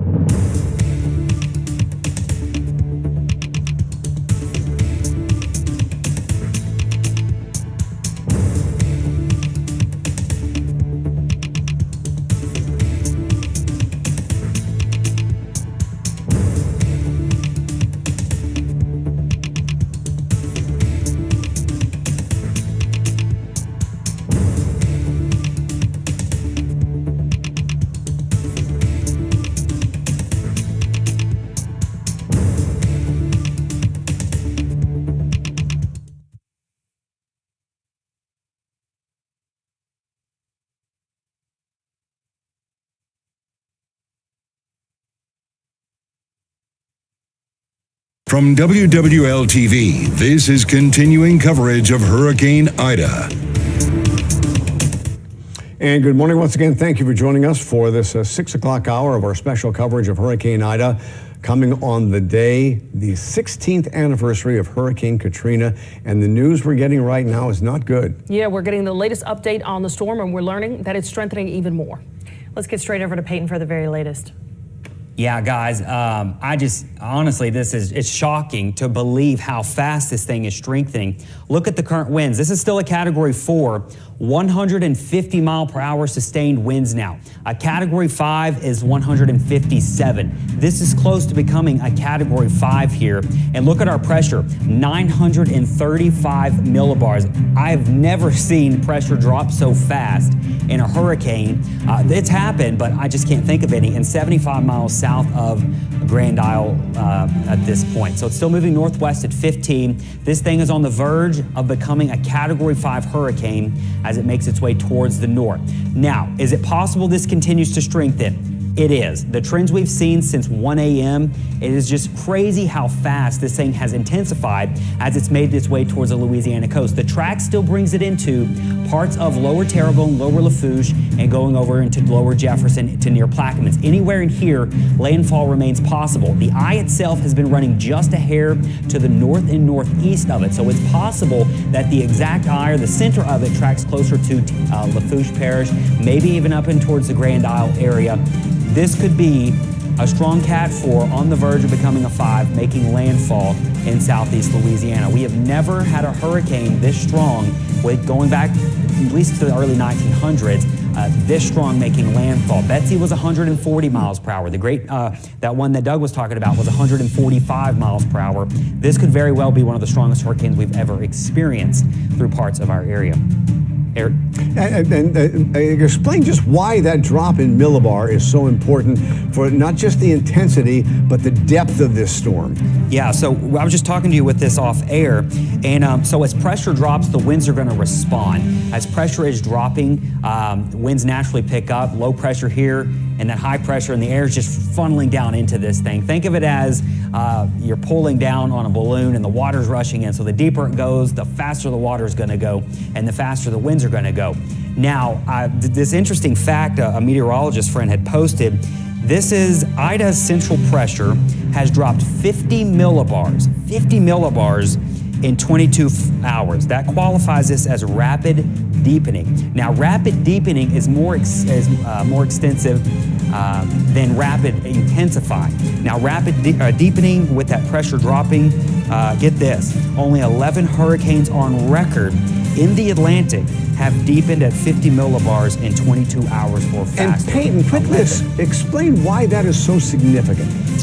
Because, well, one thing, it's nearly a Cat 5. 2, there's a big difference between a weakening hurricane at landfall and a strengthening hurricane at landfall. A strengthening hurricane at landfall is going to have a much bigger punch than a weakening one. It's ramping up all the way until landfall, and that is very possible with this storm as it continues to move towards the north and west. So at this point, we talked about this a couple days ago. People were saying, is a Cat 5 possible? We said it's not out of the question. And it's not. I mean, it's only 7 miles per hour off. And the way this thing has strengthened all the way since 1 a.m. when I came in, it was a Category 2, and then it was a 3, and then it was a 4 an hour later, and now it's a strong 4. This thing will likely continue to intensify as it makes its way towards our coastal areas. And what are the chances that this thing could still move a little? We're talking about the wobbling. We know it's going to wobble back and forth, but when the winds get this strong, is that wind field expanding any around that eye? Yeah, so the wind field's naturally expanding. It contracts and expands in a hurricane. One thing that could happen with this one, and this happens in really intense hurricanes, they go through these things called eye wall replacement cycles, and that's what happened to Katrina. So Katrina was a Cat 5, and remember, it weakened. It went through an eye wall replacement cycle during that process, and that weakens it. And what it does is it allows that wind field to spread out, and then that eye has to contract again. So as you've seen ice skaters, they spin around, and when they bring their arms in, they go faster, right? So a hurricane's essentially the same. When the eye is bigger here and it's contracting, it's going to go faster and faster and faster. And then you'll get a new eye wall forming, and that's the replacement cycle. And then that new eye wall will be bigger, the winds will weaken just a little bit, and then it will contract back down and the winds will strengthen. I think we got a tornado warning or a tornado watch. I want to check on something real quick. Okay, we have a tornado watch. So we're going to be watching for that over the next throughout today as possibly isolated tornadoes. So that watch will be in effect for the area today. So we'll be watching not only the hurricane conditions, but of course any of these bands could produce some spin. And again, with the speed this thing is traveling right now, how much time does it have to intensify to a Cat 5 or change course any? It's got about 5 to 6 more hours over water. It's running into our shallow waters. Now the waters out here are pretty shallow, right? As you go out, you're not into the deep ocean water. So it'll be interesting to see, do we get any upwelling? And upwelling is when an intense hurricane like this, that's moving at a fairly, it's not hauling, but it's not stalling. And it can upwell some water, that cooler water, and that can sometimes decrease it or cap off the intensification process. It's possible it does that, but it's not a guarantee, and it's not doing it right now. And are those waters warmer than some of the deeper water? Because it is shallow? Surface, oh yeah, this water up here gets to the upper 80s to near 90 degrees. And so that's not good either. No, it's an immediate hot temperature, but you know, when you're talking about warm temperatures in the waters, you got to have great wind shear or low wind shear, not a lot of dry air, and we obviously don't have that. So that all coupled together is why we are seeing this, and we did expect it to intensify rapidly up until landfall. So this is all expected. It's just a little bit stronger than what we were thinking it was going to do. And Payne, you said a moment ago, we've never had a storm this strong make landfall in Louisiana, which I think is such a strong statement from a place that has seen Katrinas and Betsy's. Meg was just naming some of the big storms that she's been through. Everybody's looking for a comparison. So what is the strongest storm we've had make landfall? In Louisiana, it was Laura last year, actually. It was 150, so it was the same as what it's at right now. In our area, going back to at least, off the top of my head, I can't think of what we've had two 1850 hurricanes that were pretty significant, but I can't think of the names or the speeds. But going back to at least the 1915 that Doug was mentioning, the Great Hurricane of 1915, took a similar path as Ida. Betsy also is going to take, or this is taking a similar path as Betsy. Betsy was a Cat 4, but it was 140 miles an hour at landfall. Wow. The 1915 one, I believe, was 145 miles per hour at landfall. So we have never had, at least going back to the 1900s, a 150 plus mile per hour hurricane, and we've actually never had a Category 5 make landfall in Louisiana. No. Wow. Camille made landfall in Mississippi, but it was in Bay St. Louis, Waveland, so it didn't classify as here, and it kind of skirted, the eye wall of Camille skirted down here towards Buras, but the actual eye did not make landfall, the center of it. And I know you don't expect it to shift very much, if at all, before it makes landfall, but I know you were also surprised that the speed is up to 150 so fast. Yeah. Would that help shift it at all? The speed, sometimes, you know, the speed of these things in the long term, we watch the strength and what that's going to do to the steering pattern.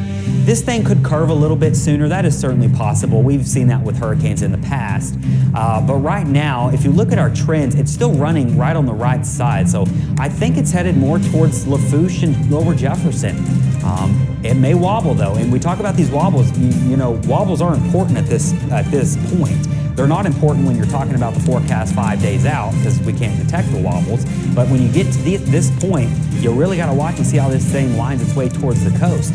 It could still make landfall near Plaquemines, Lower Jefferson, Grand Isle. Lafourche is here, Port Fourchon. Port Fourchon's right dead line in the center of it right there. And then so is Homa in the current forecast. And Peyton, when we talk about it intensifying like this, does that mean a bigger storm surge? Will the storm surge estimates increase because of this? Yeah, they would. Now, the storm surge is dependent on a couple different things. It has to do with about three different factors, really. The two we're watching are the intensity, how fast the winds are, but the structure of the wind field. Eric, we were talking earlier about why Katrina was such a devastating storm with surge, but it was only it was a Category 3 at landfall. Yeah, and it was east of us. We were on the west side. Yeah, it's because the wind field was giant. It was almost, I think, double of what we got here.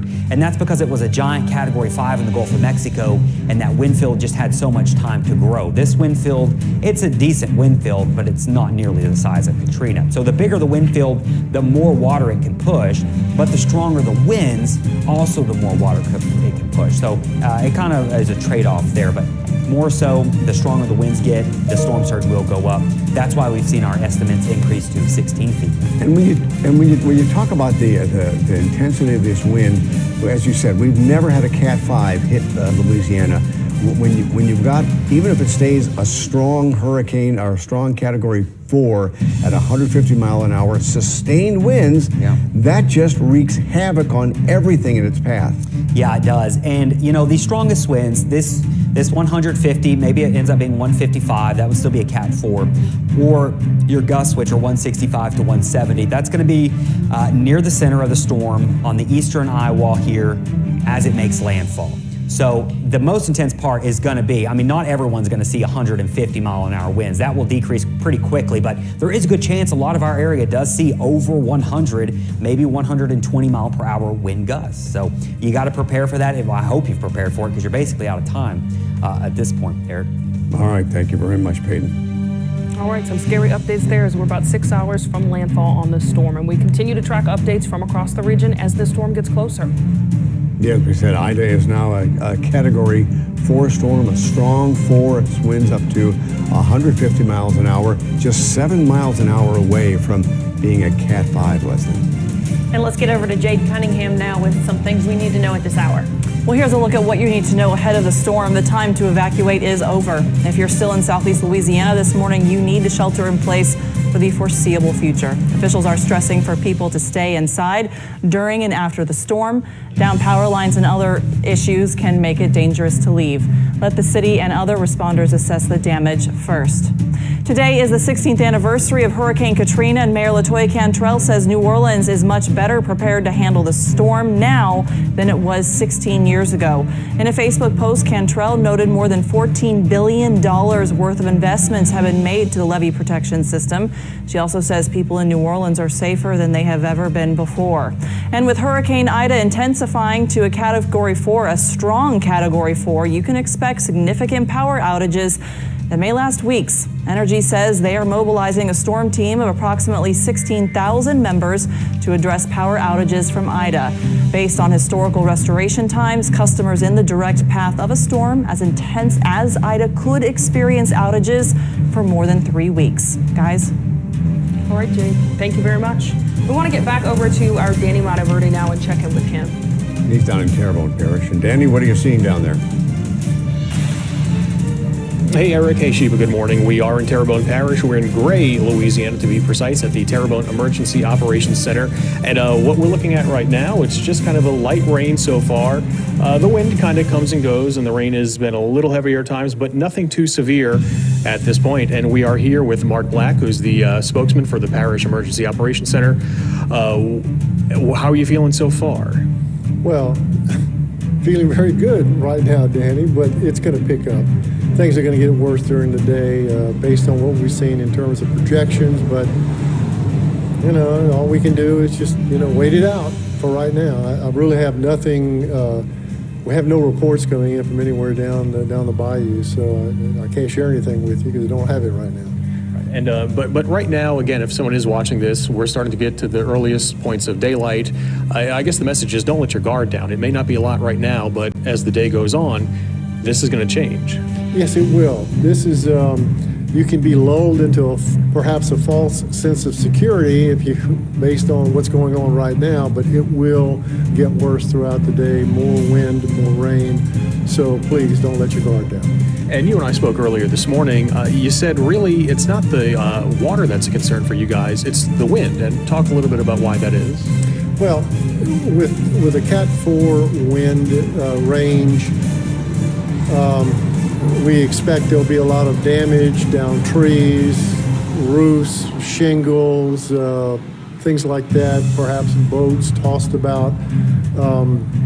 That's where our real concern is right now with the wind. So we're hoping that, we're hoping the surge is not that great, and based on the track we've seen, that we may be okay on the surge. And I was going to mention the track too, because from what I've seen and so far, it looks like it has shifted a little bit east, if I'm getting the latest information correct. You never want to see it go anywhere. We were talking before, the best place it can go is away, but for Terrebonne Parish in particular, if it does shift east, what does that mean for you guys here in Terrebonne? Well, it means that the storm surge should not be as great as it was originally projected, which was around 15 feet, which would have given us some severe problems. And again, for the people here in Terrebonne, well, I guess in theory there shouldn't be anyone here in Terrebonne. You guys issued the evacuation order, and again, if anyone stayed, they're supposed to be indoors. That's correct. And I'm sure at some point law enforcement will be off the streets, but right now they're out and about making sure that if you have to travel, you may be stopped. If it's legitimate, I'm sure law enforcement will allow you to proceed. But by and large, this is not the day to get out and do things. It's the day to stay home, and it's going to be a long day for a lot of people, but staying home is the safest thing to do right now. That's absolutely correct. It will be a long day for us over here at the EOC, that's for sure. All right, well, Mark Black, the spokesman for the EOC here in Terrebonne Parish, thanks for the time. And again, that is the latest here live in Terrebonne Parish this morning. Again, we're looking at, actually, in this time we've been talking to Mart, the rain looks like it's slacked up just a little bit. But again, the big message is don't let that lull you into a false sense of security. As we've heard ad nauseum, unfortunately, over the past about 24 hours or so, it seems, things are going to get bad in the next little bit, and just, do what you can to stay safe. That is the latest for now. Reporting live in Terrebonne Parish, Danny Monteverde, Eyewitness News.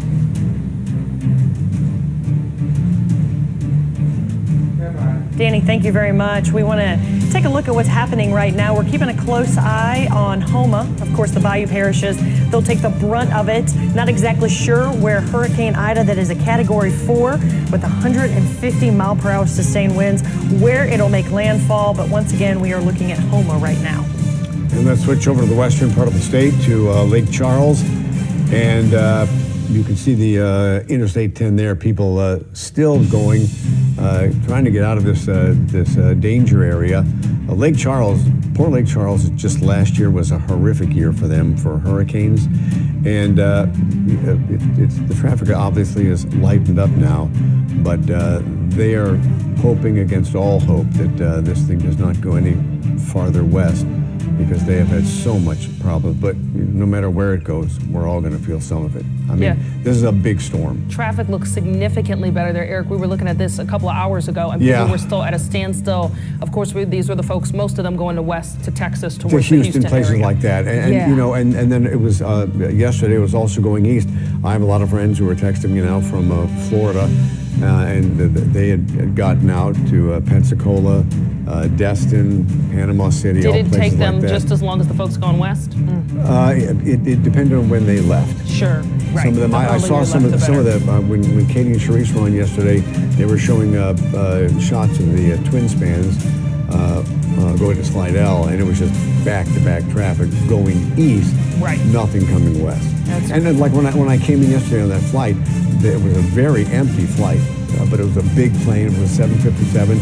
They were bringing bigger planes in to try and get as many people out as they could. Right. Because, I mean, the airlines have had a rough time with cancellations, rescheduling. There's so much on account of COVID. All of a sudden, you were seeing packed planes, packed airports. Then there were reports that it had dropped off a bit because people were getting more worried about traveling during the surge. And then yesterday, to see that scene at Armstrong International Airport. That's right. You sent those pictures in, and there was absolutely no social distancing. It was there was no way to. Oh, absolutely. But on the height of the pandemic, and you throw in a hurricane, it just really. Well, and a lot of times it is tough to get through security anyway. Even on a normal day, this was a very abnormal day. Sure. I mean, there was nobody coming into the airport to speak. But boy, people were trying to get out in droves, and that line that went all the way up the stairs I've never to the seen that. next level just to get through security. Yeah, it's absolutely crazy. And then, of course, we were watching the interstates going west. We had people taking 12 hours to get to Houston, Texas. We have some of our staff members' families still trying to make it to Texas this morning. So, of course, we're wishing them the best. And then yesterday, everyone was upset, saying, where's contraflow? They're returning things political. And a lot of people saying, listen, our officials said it was just too late for that. They did not have time to execute that plan. And the thing that I've gotten so irritated with friends, and I remember doing the same thing in Katrina 16 years ago, trying to get people to say, look, you do not need to stay. And after a while, especially with Katrina, because Katrina was a Cat 5, it looked like it was coming straight for us. And I said, there are only two kinds of people to stay. People who have to, and stupid people. If you don't have to stay, don't. I mean, clearly there are people who who couldn't make it out. They had no way and to get that's out. who you worry about the most, the people who don't have transportation, and they have who no don't have a choice. plan for pets, who don't have money to leave. You do feel terrible for them because now this storm is very close and they're going to feel the impacts But of for it. people who have the means, why would you stay when there's a storm like this? I don't let my family stay. No, my family's not here either. And Eric, how are you feeling about this one? Because we talked to Meg, we talked to Doug, who, just like you, have been through a lot of storms. They're veterans at this, and they both seem to have this real uneasy feeling. Well, it's a Category 4 storm that could be a Category 5 hitting the coast of Louisiana. And as Peyton and I were talking a little while ago, let's say it does get to 157 and a Category 5.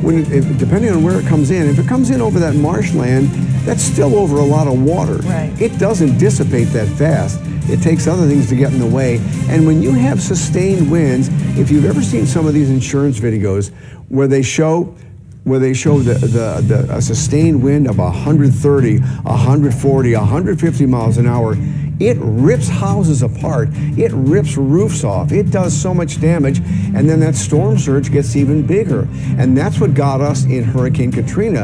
In the wee hours of the morning on Monday the 29th, 16 years ago, I was on the phone with Walter Maestri from Jefferson Parish with their EOC, and we thought we had dodged the bullet. And you know, it made a jog to the east, and we thought we had missed it. We just didn't realize that the Category 3 storm that hit still had Category 5 storm surge that just pounded water into the lake. I remember flying over the next day in a helicopter, and to see what it had done to the old twin spans, it was like they were thrown about like pieces of balsa wood by the storm. Yeah, and we're watching that live look at the lakefront now. Take a look at these waves. They've definitely picked up. We've been there for several hours this morning. Our Meg Ferris has been showing us the conditions.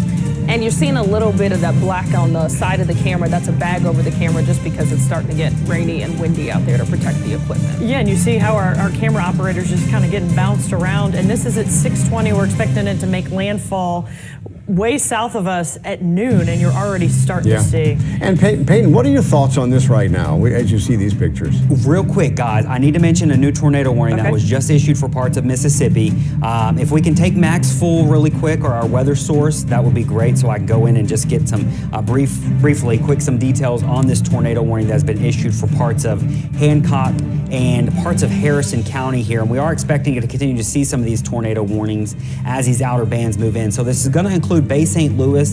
It's going to include up towards Diamond Head. It's going to include Pass Christian and parts of Long Beach up towards Cuevas. You can see there as this band moves on shore, and it goes until 6:45. So we'll be tracking this for you. We'll be keeping an eye on it, but we could be looking at a tornado moving inland near the Pass Christian area pretty soon as this makes its way over towards the north and east. It's of course going to be moving fast. It's moving northwest at 35 miles per hour. So if you're watching us in Bay St. Louis, if you're watching us in Waveland, Diamond Head, kind of southern parts of the Kill towards I-10, Pass Christian, Cuevas, you need to be in your tornado safe spot right now as we are tracking a potential tornado that's going to be right there near the coast. This is going to be moving towards the Henderson Point area and crossing near the bridge there over Bay St. Louis, or the St. Louis Bay, and then making its way up into the bay and heading up towards Diamond Head and Shoreline Park. So tornado warning once again until 6:45 a.m. It's going to be moving northwest at 35 miles an hour, heading up towards Pass Christian and then up towards Bay St. Louis, Shoreline, and Diamond Head area. And once again, we'll be keeping an eye on that for you, but just be in your tornado safe spot.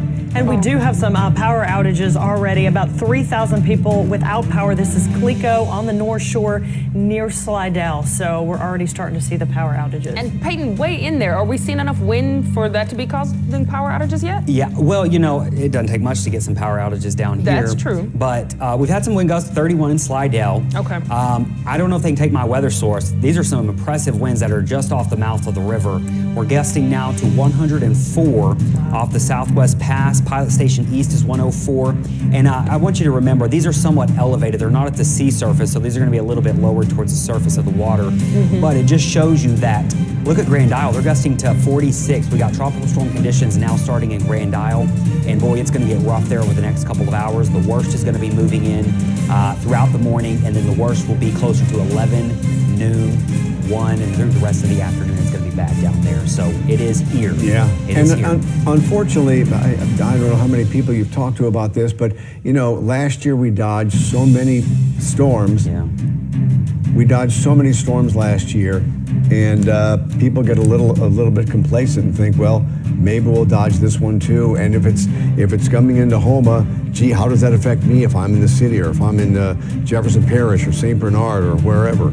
We live in an area where everyone's going to see different impacts in some sort of way, right? Mm-hmm. The North Shore is concerned, yes, with winds and losing power, maybe a little surge on the lake of 5 to 8 feet, but rivers on the North Shore are a big concern because we could see 10 to 15 inches of rain. New Orleans, what are we most concerned about? Rain. Fortunately, we have our great levee system now, and the rainfall is going to be a big problem. Of course, infrastructure, when you start talking about winds, I can guarantee you we're going to lose a lot of power across the area. And let me add that we're just getting an update. We have 5,400 people without power in the state right now. The majority of those in Jefferson Parish, we're seeing about 2,700 outages there. And of course, we just expect this number to grow as more impacts get It'll closer. be, I can't remember what it was during Zeta, but it was hundreds It's of going to be big. thousands. And you're talking about the improved levee system. I mean, they've spent like $15 billion on a hurricane protection system that is rated to a 100-year storm, a Category 3. This is not a Category 3 storm. This could be tested to the limits. It could. Something interesting, when we start talking about, you always hear like a 100-year storm, a 200-year storm. That's out the window these days. Well, and what that means, it doesn't mean a storm is likely to happen every 100 years. It's just a weird term someone came up with to help explain it. It means there's like a 1% chance of it happening in a given year. So it doesn't necessarily mean it can only happen once 100 years. It just means it's not very likely. And storms like this are not very likely down here. It's kind of odd that we got hit with a Category 3 last year in a similar spot. Right. And we're dealing with a Cat 4 on the verge of becoming a Cat 5 moving on in. So as Eric said, parts of our area are going to be tested to the limits. There are other areas down along the coast, they don't have protection. No. And they are going to feel, this is a type of storm where we start to use the word catastrophic, where areas of the coast might not be left. Grand Isle, Port Fourchon. We don't know what it's going to look like when this thing has moved through by the end of this afternoon. Excuse me, have we jumped up on our numbers for the storm surge? Has that come through yet? The latest I looked, we were at 12 to 16. That was as of 4 a.m. That was way before we got this It new. is, and you got to remember, they have to run these models, and these models, it takes a second for them to run sometimes. So I can guarantee you they're plugging new numbers in here because this is already overachieving what they had forecasted. And I can almost bet our storm surge goes up for areas west of Plaquemines Parish. So Lower Jefferson, Lafourche, we're probably going to see those storm surge numbers go up. Right now they're 12 to 16. I wouldn't be surprised if they go up just a little bit. So we're talking closer to maybe 17, 18. We don't have that yet, but with the intensity change, it's possible. Oof. We're still about 6 hours away from landfall. Is there any possibility outside of a miracle that this weakens? There's always a possibility. Hurricane intensity is a very finicky thing. They can fluctuate very quickly. Now, when it's this strong, the chance of it rapidly weakening into something that's not significant is very low. That's just not going to happen at this point. It's 70 miles off the coast of Grand Isle, and we're already feeling 100+ mile-per-hour winds off the mouth of the river here. So it's going to bring significant impacts. It's going to probably stay a Category 4. I mean, it's a strong Cat 4. Right now, the big question I have is it going to continue to strengthen? It's possible, and it looks like it is continuing to strengthen. Yeah, when you said that those millibars were dropping at a rate you had never seen it before, 935. that's telling. What, a couple days ago, we were in the thousands still. It was a tropical depression. I mean, unbelievable. And I have a question. We're already starting to see these power outages, and Eric, you're probably the person who could answer this. We have so many hospitals in the metro area and just in our viewing area in general, packed with COVID, patients and packed to capacity. What happens when hospitals start losing power? They all have generators that are good enough? They do have generators, and depending on how much they've got, a lot of times it's just for parts of the hospital, but they try to keep those. But with hospitals, with ICUs so full of COVID patients, what do you do if there are mass casualties in a hurricane like this? Right. I mean, where do you go? Do you set up triage tents, in parking lots? I mean, it could be potentially a huge problem. And the closer you are to the center of that storm, and if it comes in, let's say it comes in through Houma down in Terrebonne Parish, the river parishes, Jefferson Parish, are going to feel a lot worse than they are in New Orleans East or someplace like that. And Jefferson Parish and Plaquemines Parish officials spoke with us earlier. They've already started to prepare for rescue operations when this passes because they know some people have stayed behind in areas that they really shouldn't have. Yeah. Yeah, and you were talking about sorry, I'm kind of querying some of our velocities here. I'm watching that tornado warning. By the way, let me mention that again. Tornado warning for Bay St. Louis, Diamond Head, Pass Christian. It goes until 6:45. We're watching an area of rotation. Just looking at radar, we don't have anything definite, but it is possible that we get these quick spin up tornadoes. They can sometimes be significant. If you remember back in Hurricane Andrew, back in 1992, Laplace got hit by a tornado in one of those outer bands of Andrew. So we will be watching these for you, and if you are under a tornado warning, do take it seriously. So Bay St. Louis, tornado safe spot. Pass Christian, tornado safe spot. All right, so again, we're going to take a break? We're going to reset for a second. Pardon me? Let's pause. We're going to reset for a second. Okay. From WWL-TV, this is continuing coverage of Hurricane Ida. If you are just joining us, we continue our coverage of Hurricane Ida, which is now a very strong Category 4, continuing to intensify. Yeah, it's now 6:30, and we will be on all day watching this. As Peyton mentioned a few minutes ago, this thing has intensified. The millibars dropped precipitously, and then we're up to 150-mile-an-hour sustained winds. That's only 7 miles away from this being a major Category 5 storm. And we have, Peyton, I think you said we have never had a Category 5 hit the coast of Louisiana. His mic's not on yet, but that's exactly what he said. And I was telling him earlier, we kind of get lost in some of the terminology, millibars and pressure. So I was asking him to remind us exactly what that means. He says it means when the pressure drops, it's a sign that the storm is intensifying, which is what we keep seeing here. And it is done so fastly, too. Well, and that's what's scary. And you get down to what a Hurricane Katrina was like. It was down to like 900 millibars. Right, so we're very close to that. Yeah, we're getting close to that. And there's still time. I mean, there's still several hours before we actually make landfall, wherever that's going to be. But wherever it's going to be, it is going to be rough. That's right. We do have reporters we'll check in with momentarily out live all around our area. But first, let's check in with Jade Cunningham with things you need to know. Well, good morning. Here are some updates from around the area. Remember to check in on loved ones today to make sure they're prepared for the storm. You should also make sure you have a plan for keeping your pets safe. If they normally stay outside, please bring them inside. The CEO of Louisiana SPCA says none of the shelters in the area are able to receive any more pets. They are closed. If you come across a displaced pet in the coming days, plan to take care of them at your home until the shelters reopen. New Orleans and Jefferson Parish officials have made it clear their drainage pumps are ready to go ahead of Hurricane Ida. 96 out of 99 pumps are working in New Orleans. The executive director of Sewage and Water Board says Pump Station 6 along the 17th Street Canal and Pump Station 7 on the Orleans Avenue Canal should have the firepower to pick up the slack for the whole Lakeview area and help drain water in West End. Meanwhile, in Jefferson Parish, officials say 194 out of their 195 drainage pumps are working. Remember, you can get more updates along with live interactive radar on our WWL TV app. It is free and in your app store. All right, Jade. Thank you very much. And now let's head to the North Shore. Doug Mouton is standing by in Tangipahoa with the parish president there. Hey, Doug. Yeah, hey, Leslie, I'm here with Robbie Miller, of course, Tangipahoa Parish President. Robbie, look, this thing is coming right at Tangipahoa Parish, right? What is your worst fear for the wind punch? The whole parish? Well, yes. I mean, they're telling the weather center's telling us from the bottom of the parish to the top we'll have 110 plus mile an hour winds, and that was yesterday's report. So if it's a Category 5, it could still be more than 110 plus gust. So we have a lot of trees. We've had a lot of rain, so we're concerned that those roots are not going to hold. And we saw Lake Charles.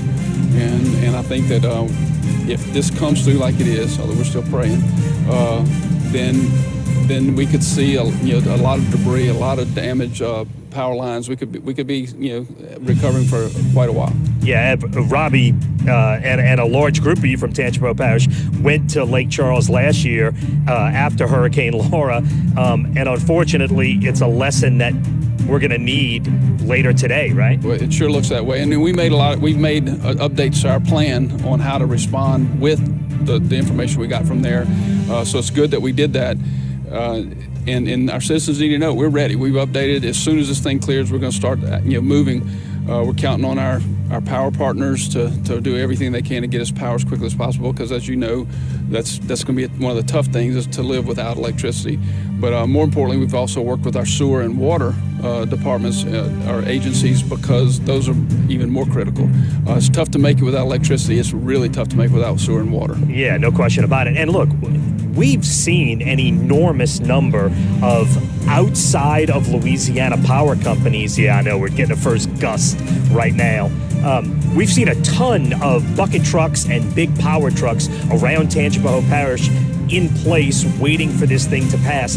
Is that one of the ways we've gotten better at dealing with storms in the last decade, is getting more resources in place beforehand? It sure seems that way. I've been in office 5.5 years, and in my term, we've had that support. And another real positive of our geographic location for Tangipahoa Parish is that we are the kind of the epicenter for where they launch from. So we have a lot of power companies, a lot of contractors. Entergy pours them in, Demco pours them in. Then we also have the National Guard right up the road in Roseland. And then they respond to all of South Louisiana from here. So we have these assets here. They're located here. We don't get all the attention, but it sure helps to have them here for our response, because they might have to clear out and set up to be able to go help other people. They have to get us taken care of first. And one of the, I guess, slightly weird from how hurricanes work, and I know they're all different, is that the wind coming east to west across Lake Pontchartrain, and all that water in Lake Pontchartrain looks like it's going to be dumping west into your parish. What is your concern for the Manchac area, all of that? Well, Doug, if we just have a southeast wind, our lower Tangipahoa Parish can start holding waters, begin to flood. So with a storm surge like they're talking about pushing in 20 plus inches of rain throughout the whole parish, we're concerned on Tuesday, Wednesday, Thursday for the river to be able to get out into the lake, because whenever the lake's pushed in, Tangipahoa River just begins to flood pretty quickly. I don't know what that's about, but it's not a warning, thankfully. Not yet. So we're, it's a concern for us, obviously, with the storm surge and the amount of water it can push in. But the storm surge leaves. We're just as concerned days later about the rain that we have to deal with, because Tangipahoa River, like I talked about, probably drains 80% of our parish. Yeah, no question about it. Now, your EOC office right now is full. You've got a ton of people working. What is the plan for the rest of today for you guys? Well, watch it come in, respond as long as our folks can be safe to get out and help anybody that needs any help. We have all of the partners that keep our parish running, all the emergency managers, all the first responders, Entergy, state police, fire services, Acadian ambulance, our 911 operators are in here. So we have everybody that's necessary to be able to make a quick response is in this building. It's also a hardened building. It's our safe house. So we're ready to take this storm on through tomorrow morning and then really get to work starting tomorrow. Robbie, appreciate your time. Good luck. I'm sure we'll be talking to you all day. That's Tangipahoa Parish President Robbie Miller reporting live in a meet. Doug Mouton, Eyewitness News. Send it back to you. Thanks, Doug. Excuse me. I want to talk a little bit more about this tornado warning we've got here. It is going to continue for Bay St. Louis over towards Shoreline, Diamond Head, and Pass Christian. Now, the threat for the tornado has passed Pass Christian. It's now off towards Bay St. Louis and heading into Hancock County. So the part of Harrison County included, you're in the good now. This is to be expected. Anytime you get these outer bands from a hurricane or tropical system, you're going to get tornado warnings, and we do still have that tornado warning. There's been some rotation. I haven't seen anything jumping out too much, but that's not to say a quick spin-up tornado certainly can't happen. So anywhere from Diamond Head, there's 43 there rolling into Bay St. Louis. Here's 90 going out of Bay St. Louis. That tornado threat is it's now moving past there, and I think we're going to be okay. But if you do live at the Kill and the Kill going down towards I-10 into Bay St. Louis and Waveland, you are going to have to watch for some gusty winds, of course, associated with the tropical system. So yeah, the tornado warning continues until 6:45, but that threat is coming on down at this point. And overall, that's just what we're going to be watching today. We do have a new tornado watch, which means conditions are favorable for tornadoes. Obviously, we got a tropical system on our doorstep. That will go until 7 p.m. The tornado threat for our area will be highest this morning, and then it will start to shift towards the north and east away from us as we go through the day. So the closer the center of the storm gets to you, usually your tornado threat goes down. You don't have tornadoes near the center of hurricanes. So we continue to track Ida. Ida is a major Category 4 hurricane, a significant Category 4 storm with winds 150 miles an hour. And they're going to expire that tornado warning. Just a little heads up there, so you're good. You're in the clear in Hancock County. But there it is. There's Ida, and we've been watching its track. Now you notice it kind of wobbled a little bit. We've been saying the wobbles here are going to determine who sees landfall. There's the eye. That's the eye wall, the most intense part. We see those bright reds. That's going to be heading up towards parts of Terrebonne, Lafourche, Lower Jefferson, near Plaquemines. Big question right now is who gets the center and who gets right on the edge of those eye walls. Now, it's important to know that winds, even extending this far out, are going to be pretty significant. You can see wind gusts over 100 miles per hour extending out from the eye as this makes its way towards the northwest. So this is going to be a big problem for someone along the Louisiana coast. It is 7 miles per hour away from being a Category 5. A Category 5 is 157 or greater. It's sitting at 150 miles per hour. Going back to the 1900s, we've never had a storm this strong make landfall in southeast Louisiana. This is stronger than Betsy. This is stronger than Katrina was when it made landfall. It was a Cat 3. And then this is stronger than the 1915 hurricane, which was about 145 miles per hour. So this is a storm that many people and no one alive has ever dealt with an intensity like this in southeast Louisiana. So overall, our concern level very, very high for this. Now, we're getting our hourly update, so we'll get our next update from the National Hurricane Center at 7 a.m., so that'll happen probably in the next 10 to 15 minutes or so, and we'll see if this thing continues to intensify. We've been tracking the hurricane hunters here, and that's why I've got my laptop here. It just gives you so much up-to-minute data that I can't show on air, but I can look out here. So we watch the hurricane hunters fly on through this, and they're the ones who have been letting us know that it has continued to weaken or to continue to strengthen. Sheba was talking about earlier, whenever the pressure continues to drop, that's a sign that it's strengthening. So what we'll be telling is the next time the hurricane hunters fly through there, remember they drop the things out of the planes, that will measure the pressure all the way to the sea surface, and that's how we know exactly what the pressure is doing out here with Ida. But you can see they're taking it through the track. If it travels along that red line, it's headed up to Houma, it's headed up to Thibodaux with the center, but this eye and the eastern eye wall and this intense part of the storm is going to move up and scrape across the coast, and boy, it's going to be a close call for the New Orleans Metro, whether we see 80 to 90 mile per hour winds or if we see 100 to 120 miles per hour. That's a fine detail that's hard to say right now, but it is possible that we do see those significant winds, and you should be planning to see that much of a significant wind in the New Orleans Metro. At this point, all preparations should have been completed. We've got 100 mile per hour wind gusts just off the coast at this point, down towards the mouth of the river. Grand Isle is currently gusting. Grand Isle is currently gusting. They were gusting to near 50 earlier. I want to go back and see what their gusts are at this point as it gets closer and closer. So the tropical storm conditions are already at our coast. We're gusting to 49 in Grand Isle. And I can't show, I can actually zoom out here. We're gusting to, as you can see there, this is off the mouth of the river, sustained at 87, gusting to 106, sustained at 92, gusting to 104. There's Grand Isle, so this is south. And these are elevated, so the wind is usually a little bit higher when you're elevated because there's no friction. So if you take it to the surface, they're gonna be a little bit lower than this, but we've still got significant winds just off the coast and our center of the hurricane right in there. So here's the onshore flow. This is the storm surge problem.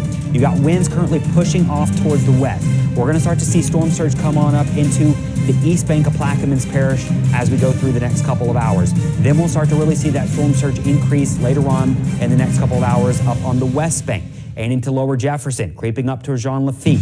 creeping up into Grand Isle, Port Fourchon. That's as the storm gets in here, it's going to start to push more of a southerly wind, of course, on the east side, and that's going to throw water up into these low-lying areas. Houma, Thibodaux, into Terrebonne Bay right now, you still have more of a northerly wind, so your surge is not going to be significant right now. And the track of this is going to determine who sees the most significant surge.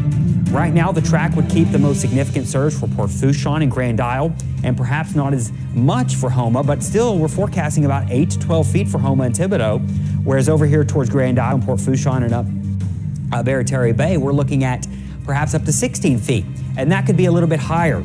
Our forecast right now does not include that recent update of 150 miles per hour. The Hurricane Center, they have special models, they're called slosh models, and that's how we get an idea of how high storm surge could be. They're probably running those right now with the latest data, and I'm hoping we have that in the 7 a.m. advisory on whether or not we're seeing, if we're gonna see any higher,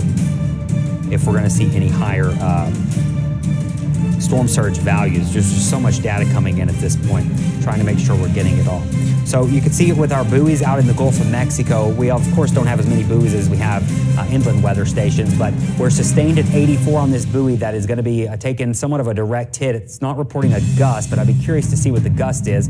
Gust extending pretty far away from the center here, reporting 60 miles per hour as that wind field is continuing to expand. It's slowly, but it is expanding, and this is all headed up towards the north. So that's what we're looking at. Oh, great. We have a live picture from Grand Isle.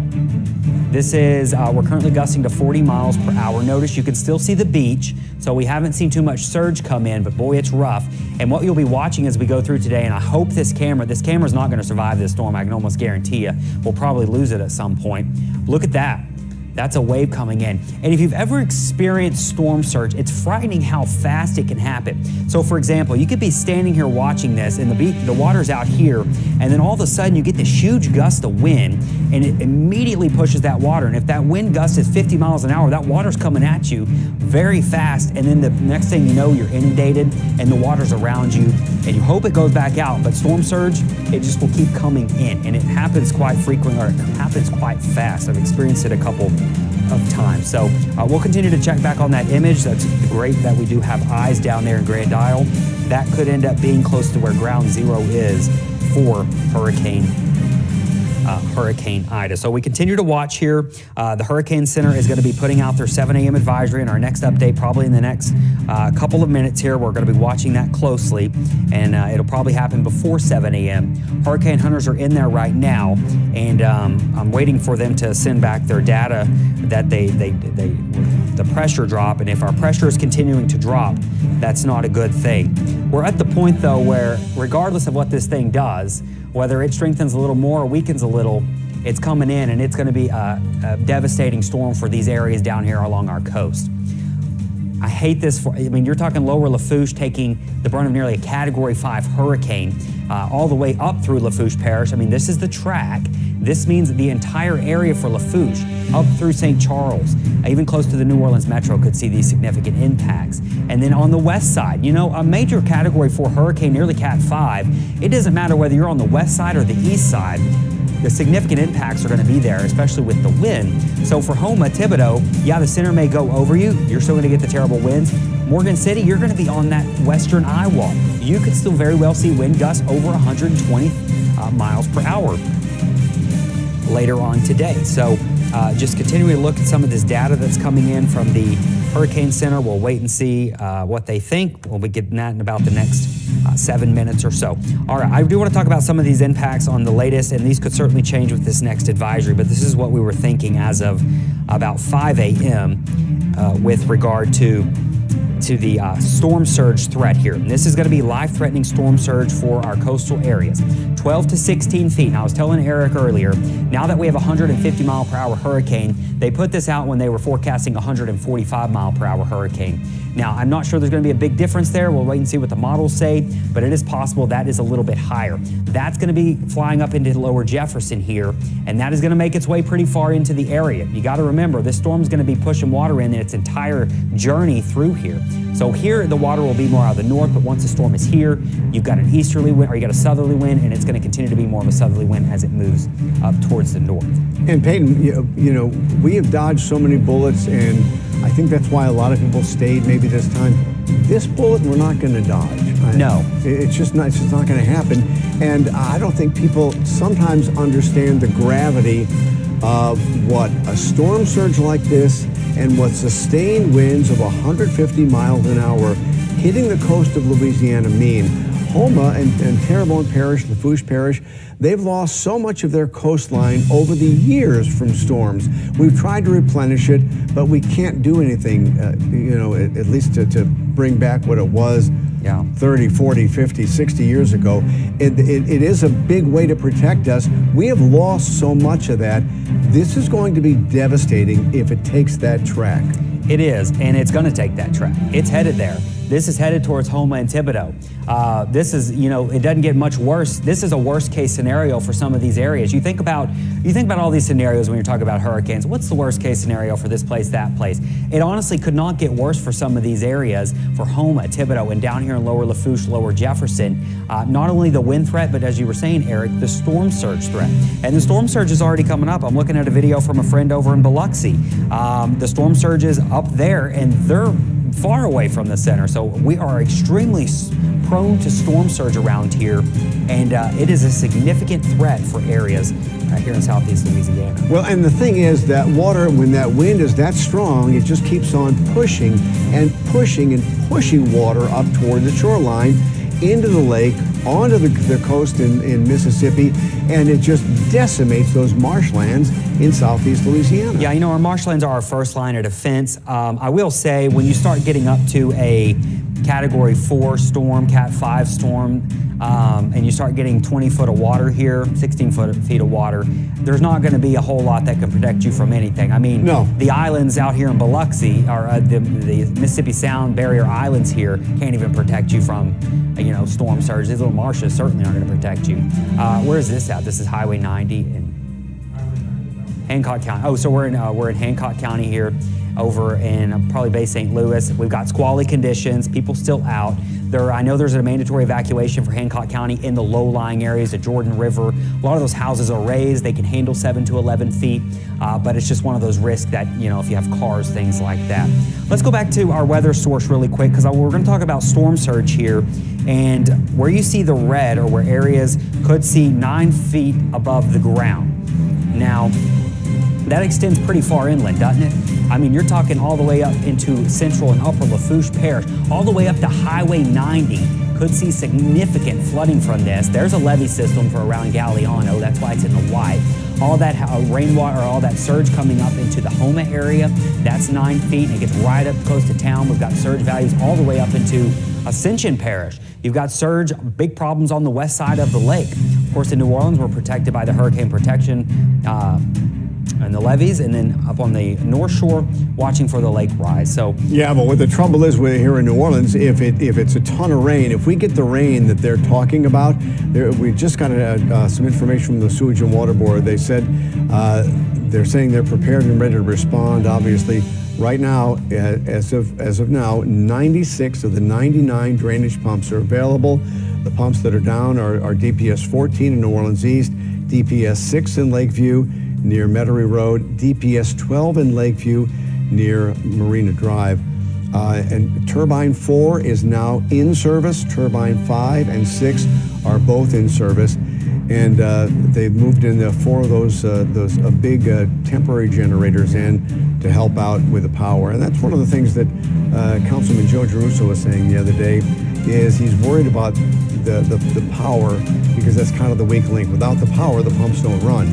Yeah. The pumps have to run here, especially if we get the kind of rain that they're protecting and that they're predicting, and that the outer bands that will hit us if that hurricane does go in where you're projecting it. What kind of rain are we talking about here in the city? in Jefferson. Jefferson's going to feel more wind than we are because they're closer to the eye. Absolutely. And by the way, what we're going to experience, it's not really the outer bands. I mean, we'll be right on that core of that system. Yeah. And, you know, usually we talk about our pumps all the time. We have our summertime storms that pop up, and we'll see significant flooding in some areas. But do you know that happens, when it happens, it's usually in a very isolated area, right? Whereas this system could produce heavy rainfall over the entire New Orleans area. That's what's so concerning about the flooding threat from rainfall around here, is that it could be a widespread area that sees that 10 to maybe up to 15 inches of rainfall as we go into this afternoon and continues into parts of tonight. So it is going to be somewhat stretched out. The big question right now is, do we get any of those heavy bands that just kind of train up over the city or parts of the city? And that's where you're going to have your significant problems. Yeah. And then you got to hope the pumps are able to keep up. And again, sometimes people say that, oh, you're the media, you're trying to scare people. No. We're not trying to scare people. These are the scenarios that are actually possible, and in this case, very plausible, of what could happen with a storm of this magnitude. Yeah, and this is something you hear every single day, every single hurricane. You're hyping this, you're hyping that. Here's the deal. Someone said, we're from Louisiana, we can handle this. Here's the thing. No one on the coast of Louisiana has ever gone through a hurricane like this in southeast Louisiana in the past 100 years. So no one has gone through a 150-mile-per-hour hurricane at this point. We've had 140. Betsy was 140. That was a long time ago. We've improved a lot of things since then. We had a 145-mile-per-hour hurricane, same location, back in the 1950s. But Katrina was a Buras, Plaquemines Parish landfall. It was a Cat 3. The winds were not this significant, but the storm surge was more significant than Katrina. So some areas down here have not experienced a storm like this, perhaps ever. And not a direct hit like that with that kind of sustained winds, because there are a lot of people who have camps down around there. It's not as populous as when you get up by Homa or in Thibodaux, places like that. But their levee systems can only handle so much. And with the storm surge that strong and sustained winds as strong as they are, I know that building codes have improved, and you know, you hope that your roof will be able to take it. But there's a lot of old homes all around this area that just weren't built for this kind of wind. There's a lot of places that aren't. I mean, you start, especially near the coast, where your winds are going to be the most significant. Now, the thing is, yes, this thing's a 150-mile-per-hour storm. We've got winds perhaps gusting over 165, 170. That's going to be for a very specific area. A hurricane intensity is the strongest, the absolute strongest part of the storm, which is usually very small, and then it will start to decrease as you get further away from that point. But if it's a powerful enough storm, it's going to take a while before you get below that destructive part. So winds could be, 100 plus over here in Homa, 120, 130, but they could still very well be 100 miles per hour close to the New Orleans metro. Could be 100 miles per hour plus in the parishes, river parishes, and up on the North Shore. And we are forecasting that, Eric. All right, we do have someone from the Army Corps of Engineers on the phone right now. We're trying to get him, and that's one of the things we want to talk about is the levee system, because we know that the levee system is vastly improved here since 16 years ago when we were hit by Katrina. A lot of things are different, but we didn't have a storm like this coming in. And again, we're talking about the storm surge, and what do you expect to see at the 7 a.m. update? Because we're only a few minutes away from that. We're waiting to see, and I think that's why they're waiting so long. They're waiting to get that data in from the Hurricane Hunter plane before they send out their advisory. And we're waiting to see, is the pressure still dropping in this thing? Because that will be a sign on if it's continuing to intensify. The pressure had continued to drop, and I told you this earlier, Eric. This is one of 11 hurricanes that has ever deepened this fast in the Atlantic. Going back, we keep records for hurricanes back to the 1850s. So this is rare. This is not common. This is a really, I think we just got the advisory in. Let me check. It did. What does it say? 150. So they're holding it at 150. Look at that. Gusts up to 185 miles per hour. The pressure has dropped. It's at 933. So the pressure's dropped a little bit. We want that to level off, so the storm will level off. But the pressure has dropped a hair. It's still moving northwest at 15 miles an hour, and you can see your winds there of about 150 to gusts to 185. So the winds are the same, but we are continuing to see that pressure drop just a little bit. And I want to leave you with this. We are 50 miles southwest of the mouth of the Mississippi River. Still forecast to make landfall near Port Fourchon by around lunchtime. Eric. All right, thank you very much. As I said, we do have someone from the Army Corps of Engineers, excuse me, on the phone with us right now. Heath Jones. Heath, thank you for joining us. This is a storm that we have not seen before, and what are you guys thinking at the Corps about what the system that you all have built can take? Hey, good morning. So we've built this system to a 1% design level for surge value. So this particular track on the east bank of the river really should not be much of a problem. The surge values projected are much lower than the heights of the levees that we improved after Katrina. The West Bank, the National Hurricane Center is calling for some possible overtopping of the levees down there, but it's not majorly over the top of that design value that we've designed the system for. And what about for the folks down in Terrebonne? If this thing lands in Terrebonne as a Cat 4, a strong Cat 4 with 150 mile an hour winds and storm surge, what does that do to the marshlands that are really part of the barrier that help us all?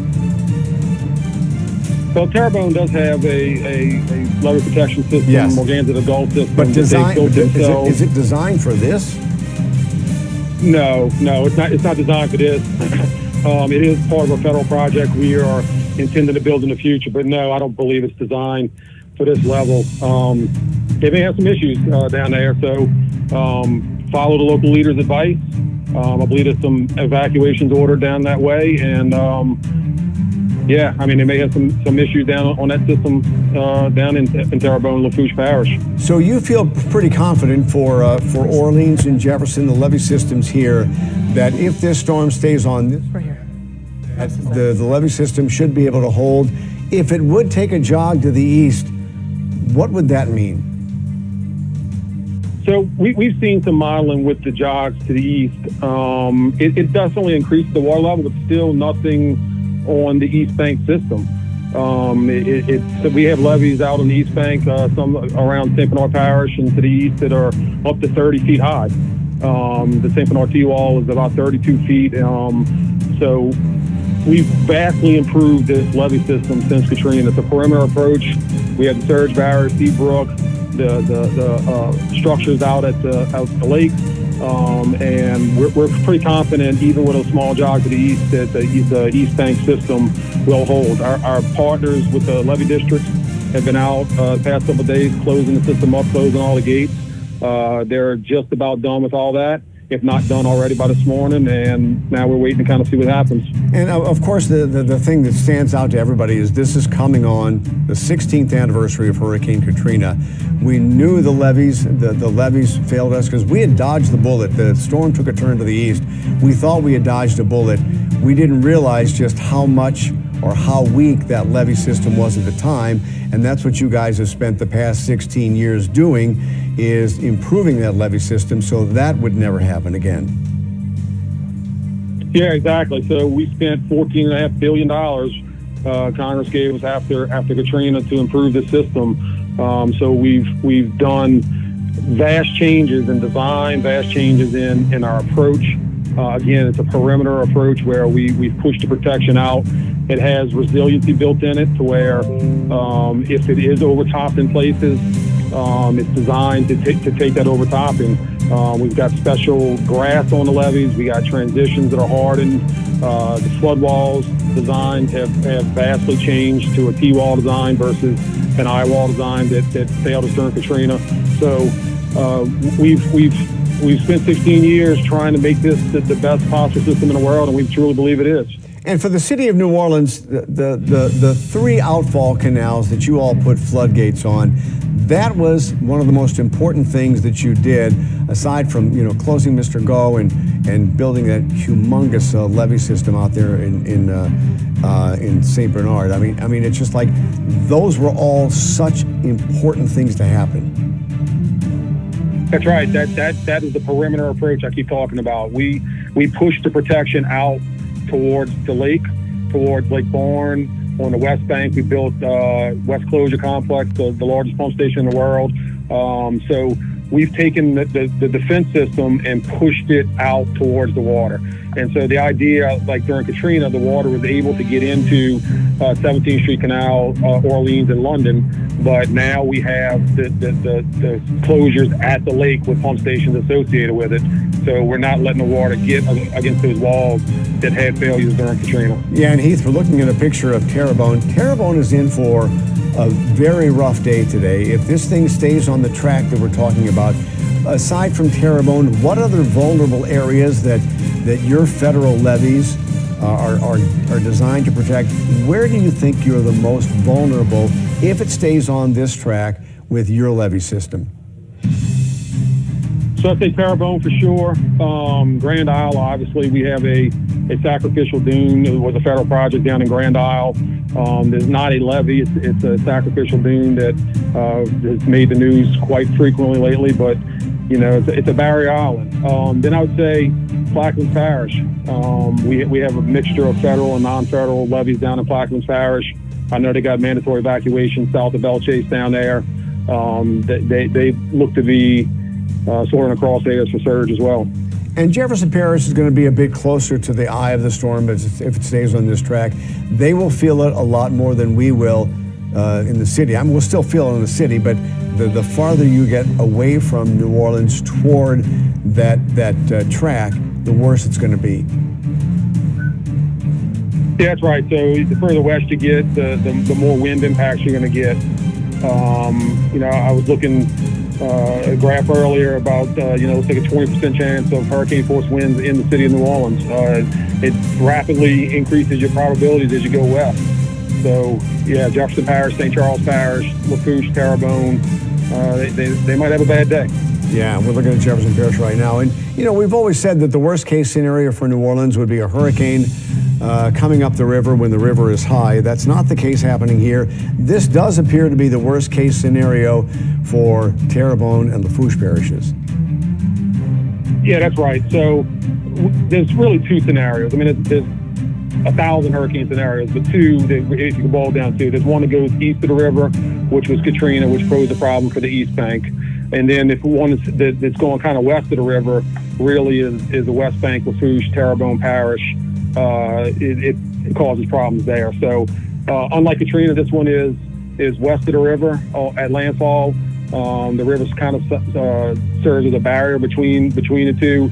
Of course, with the river levees, we don't anticipate any problems on the river levees at all. I've seen a forecast of 12 feet here at our district at Carrollton, but every year during floods, we go through that. We see 17, 18 feet in the past couple of years routinely, so we don't think any issues will happen on the river itself. And you were talking about Plaquemines Parish because of the way that parish is geographically laid out. They get it coming and going. Yeah, they do. I mean, it's geographically, they can get it on the West Bank and they can get it on the East Bank because they're literally sticking out in the Gulf of Mexico. Yeah. So geographically, it's a challenge for them when these storms come. So this one will pose a problem for the West Bank of Plaquemines and probably the East Bank of Plaquemines, Braithwaite, Scarsdale area, those areas as well. So how confident are you, and we'll end this soon, but how confident are you in the levee system around Metro New Orleans? I guess the biggest problem we'll see here is the rainfall and trying to pump all that water out. But you think the levees are secure enough for a storm of this magnitude and this track? I do. I do. We like I said, we spent the past 16 years, spent a lot of money, a lot of work went into designing this system. We have some great non-federal sponsors, great partners in the Levee Authority East, Levee Authority West, Plaquemines Parish, that we work with every single day, trying to make sure this system is going to perform. We've been in close contact with them. Again, they've closed everything down. They've done the required maintenance. The system is ready to perform. Quite frankly, I'm personally more worried about rain and wind. These rainfall forecasts, I don't have to say it, we all know, are above the design capacity of some of the pumping systems. And then the wind, obviously, Hurricane Gustav, it didn't come here, but people were out power for weeks. So those two, if I'm honest, are the two things I'm worried about, more rain and wind than the actual surge for New Orleans proper. Yeah, and if it stays on the current track, we'll still be in for some very strong winds from the center of this storm, as far as Jefferson, Orleans, all the way into St. Bernard. That's right. All right. Thank you very much, Heath. We appreciate your candor and information you've given. And we all hope you're right that this system can withstand what this storm is bringing with it. Yes, sir. Thanks. All right. Thank you very much. From WWL-TV, this is continuing coverage of Hurricane Ida.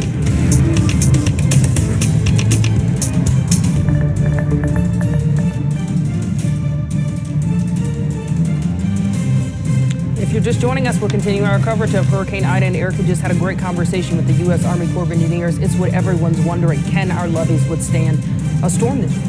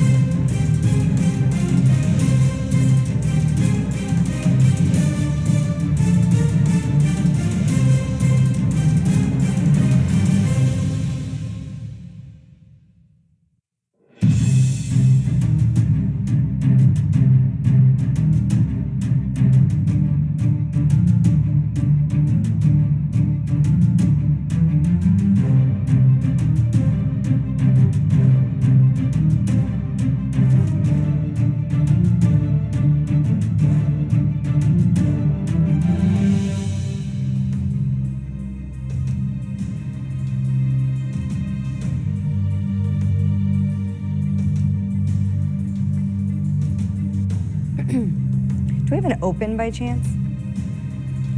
I don't remember if we did yesterday.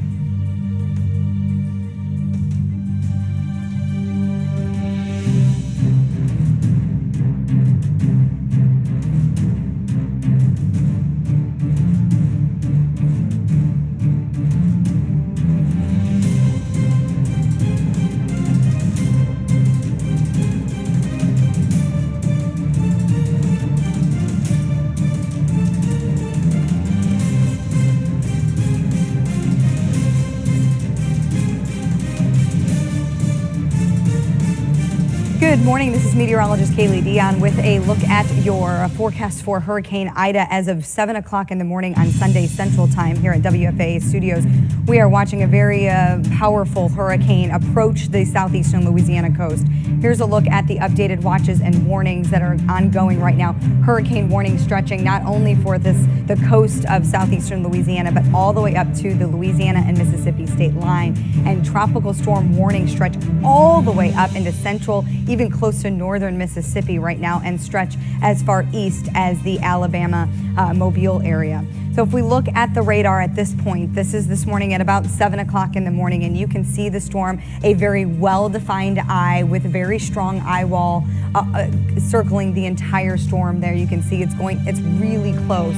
It's going to make landfall earlier than this afternoon. It's going to make landfall in the next few hours along the southeastern Louisiana coast. The conditions have already been deteriorating across not only southeastern Louisiana, but over toward Mississippi and Alabama and the Florida Panhandle with those outer bands where there could be heavy rainfall, even tornadoes that spin up with that. But storm surge has already started in many of these locations, and also the worst is to come when that eye wall goes onshore. So widen it back out. Let's get the latest update at 7 o'clock from the National Hurricane Center. This is a very strong Category 4 storm. Category 4 winds go up to 156 miles per hour. We're at 150 right now, and the storm is still strengthening upon landfall. Moving to the northwest at about 15 miles per hour, and it's going to continue to move to the northwest quickly. So that's why we expect it to make landfall late this morning, right around the lunch hour. I do think that it'll be inland by the time we get to 1 o'clock in the afternoon. But look at those winds. Upon landfall, 155 mile per hour winds. This is going to be a storm that we talk about for a very, very long time. Thoughts and prayers are with the people that decided to stay in southeastern Louisiana. But the thing is, once the storm makes landfall and it moves inland, it will rapidly weaken. So it'll be a Category 1 storm by late tonight. Then it will be a tropical depression by the time we get into the day on Tuesday. But it's still going to cause major problems all the way up into the mid-Atlantic. These areas here, which we'll look at in just a second, have had a lot of rainfall. So it's going to be more rain on top of a very saturated environment. If we look at our time cast here, you can see I've stopped it at 7 o'clock tonight. It's already on shore here, and it's going to continue to basically ride the Mississippi River all the way up, still packing quite a punch into central Mississippi, and then eventually turning to the north and east, moving right over the top of the Nashville area, which we've talked about quite a bit in the news with a lot of flooding in the recent weeks. And so this is going to drop large amounts of rainfall throughout the day on Tuesday for those locations. Look at these rainfall totals. I mean, we're talking 10 to 15, even more inches of rainfall along the southeastern Louisiana coast all the way over toward Biloxi, Mississippi. 5 to 10 inches stretch all the way up into northern Mississippi and northwest Alabama. You can see the sharp cutoff as the storm starts to turn to the northeast, though rainfall totals go down quite a bit once you get into central Louisiana. So it does take more of that northeasterly track, which will keep some of that heavier rainfall away. We won't see anything here in North Texas. But the locations that will unfortunately see that rain are very saturated already. What does that mean when we say that? That just means there's been a lot of rain. The soil's so saturated that any wind from the storm, which we'll look at in just a second, could blow down trees easier, power lines easier, because the hard ground isn't holding it in there. So if we look here, let's look at those winds that we're expecting. This storm as moves on land along the coast is going to be 155 miles per hour. All the way up to Baton Rouge, and north of Baton Rouge, 130 mile per hour winds, or even more possible in those locations in the red. 94 to 130 the farther north you go, and then 75 tropical storm force winds all the way up into northern Mississippi. So these spots that are very saturated are going to be able to blow over some of those trees and power lines, so power will be out for weeks in some of these locations. Let's go over the scale and what we're looking at categories. As this storm, I mean, it ramped up so quickly from a Category 1 to a strong Category 4. So winds, extensive damage was just a Category 2, which winds go up to 110 miles per hour. Let's talk Category 3 as I walk over here. Those winds are going to be up to about 129 miles per hour, which that Category 3 strength will go all the way up past Baton Rouge and into some parts of central Mississippi. Category 4, extreme winds. This could cause catastrophic damage. The range you can see goes from 130 to 156. This storm right now, still intensifying, is at 150 mile per hour winds. What that means is those winds are pushing those waves on shore, as well as the motion of the storm itself, pushing water to a stationary object, which is land. So that's where you see that really large storm surge, and that's what's going to cause most of the initial damage in southeastern portions of Louisiana, along with the wind and the rain. But here's a look at the updated storm surge. The spots in pink could see 10 to 16 feet of storm surge. It's already started. That's already starting in spots in southeastern Louisiana. You can see in the red here that goes up toward New Orleans and toward the mouth of the Mississippi, 7 to 12 feet storm surge, and you can see 6 to 9 feet of storm surge all the way out toward Pecan Island, Louisiana. So I'm going to step out. This is the latest update from the National Hurricane Center as of 7 o'clock. Again, a very dangerous Category 4 storm with winds of 150 miles per hour. But look at the gusts, 185 miles per hour, moving to the northwest at 15. Though that pressure is down to 933 millibars and it's still falling. So it's going to continue to intensify upon landfall, unlike some storms that start to weaken before landfall. This storm is not that, and we are going to continue to watch this for you. We'll have updates on WFAA.com throughout the morning hours. Also, you can join us on Weekend Daybreak for the updates live as we start the show at about 8 o'clock in the morning. We'll have updates. Again, this is WFAA meteorologist Kaylee Dion with an update on Hurricane Ida.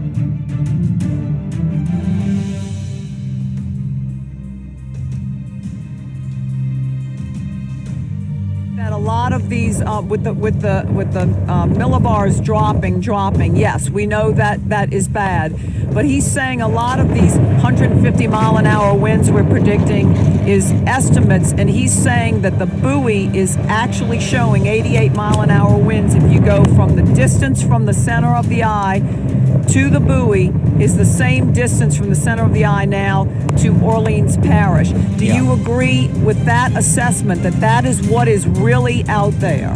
Yeah, it is. And you know, I think it's a wonderful estimate. I was actually doing that earlier. I was looking at a buoy about the same distance from New Orleans to the eye, and yes, that would be reasonable that we could see winds 80, 90, perhaps a little bit stronger on the gust. The 150 mile per hour winds we're showing right now are going to be in a very small area near the center.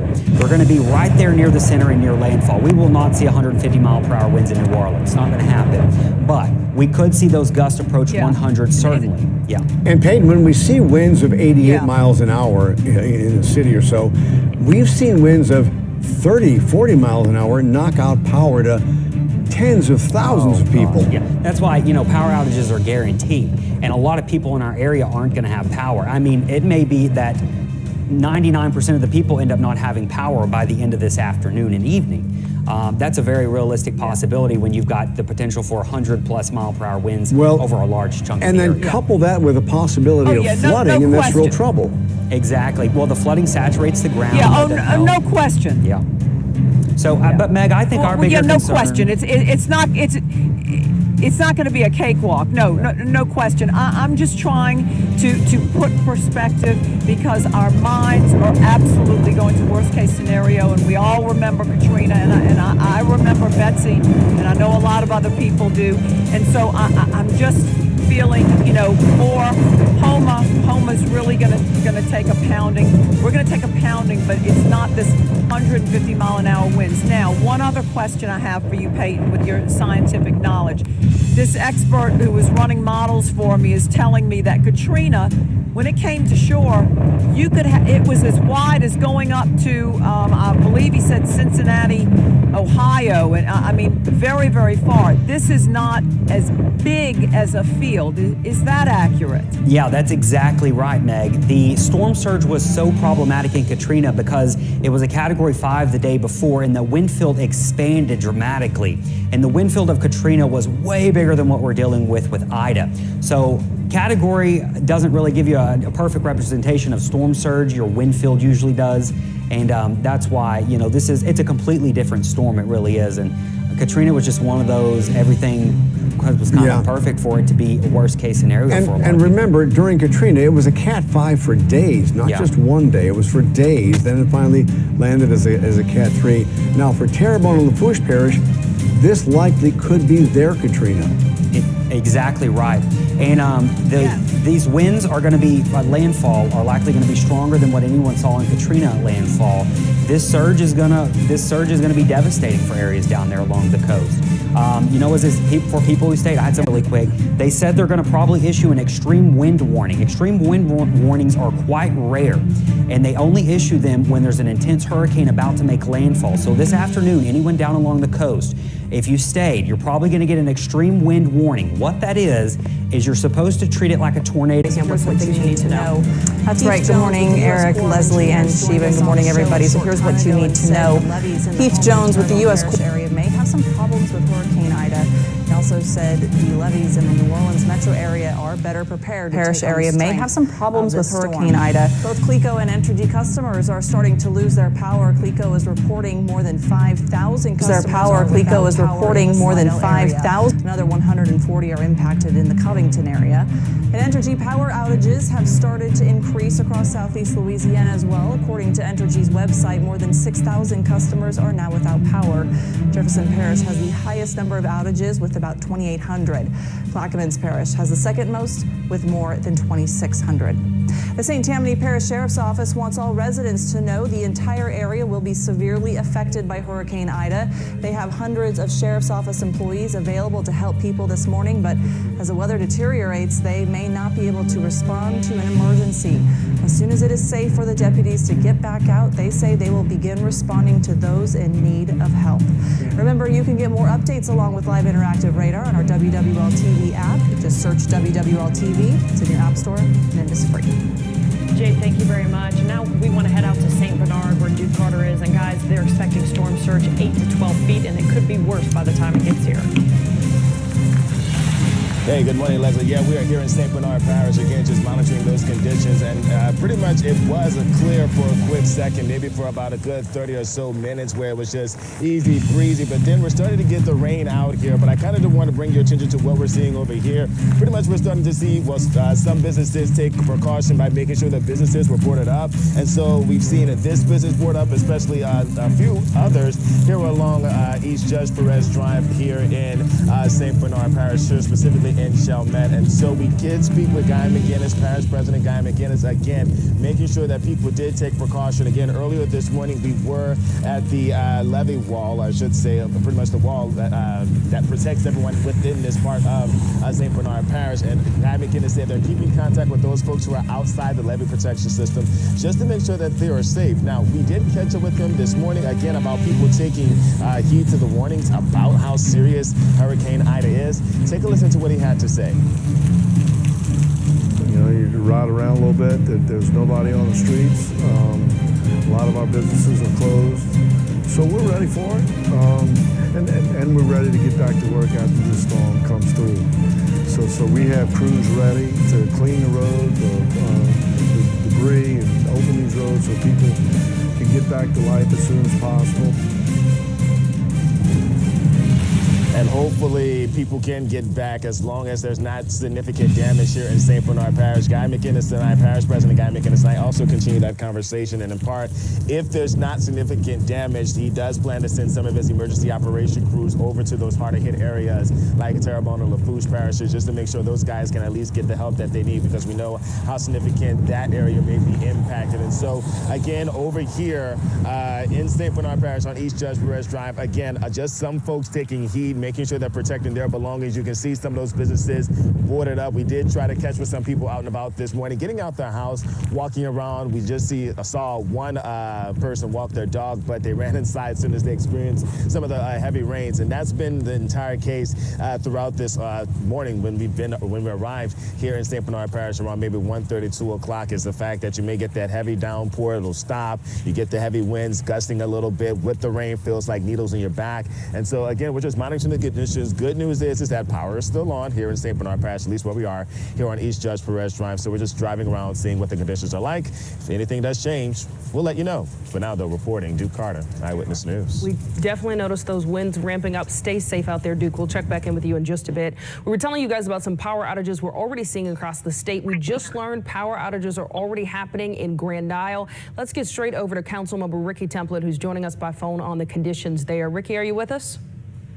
Yeah, I'm here, and good morning. Good morning. And what's happening over there now? Well, you know, you have the speeder bands coming in off the storm right now. Ida's already affecting Grand Isle. You know, you're feeling about 50 to 75 mile an hour gusts through these speeder bands.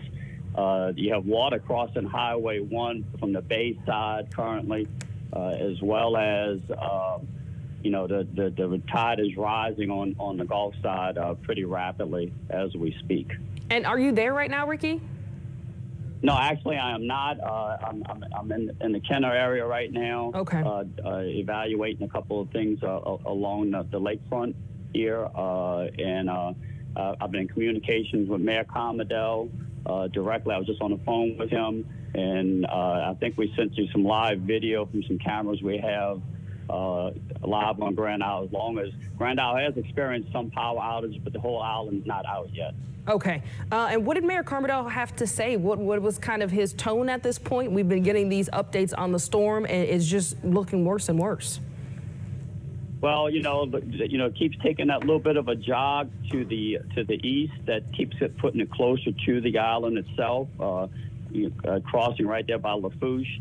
They're going to take the brunt of this storm, so they're hunkered down. There's probably still about 50 people on the island. Right. Six are probably firemen, probably another, 10 that are police officers and some other residents. They're all just hunkered down, and they at this point they have no choice. They're going to have to ride this situation out and pray for the best. Yeah, I asked you about outages. We actually have that Entergy outage map now, and it does kind of look like all of Grand Isle, most of it at least, is without power. Right. Yeah, and that's happening quickly. But, you said we're already seeing wind gusts of 50 to 70 miles per hour. Yes, ma'am, definitely. And what about those folks who did stay behind? What are options for them when this storm really rolls through? Because it's not looking good, and we're still several hours away from landfall. Well, you really don't have any options. They have to hunker down where they are. I mean, Highway 1 is, I haven't seen it myself, is probably already underwater, so there's no way to evacuate or leave. You have to find a higher structure that can withstand the hurricane force winds. You're talking now possibly 140 mile an hour winds pounding Grand Isle and the structures that are there. That's why we ask for a mandatory evacuation, because life's more important than property.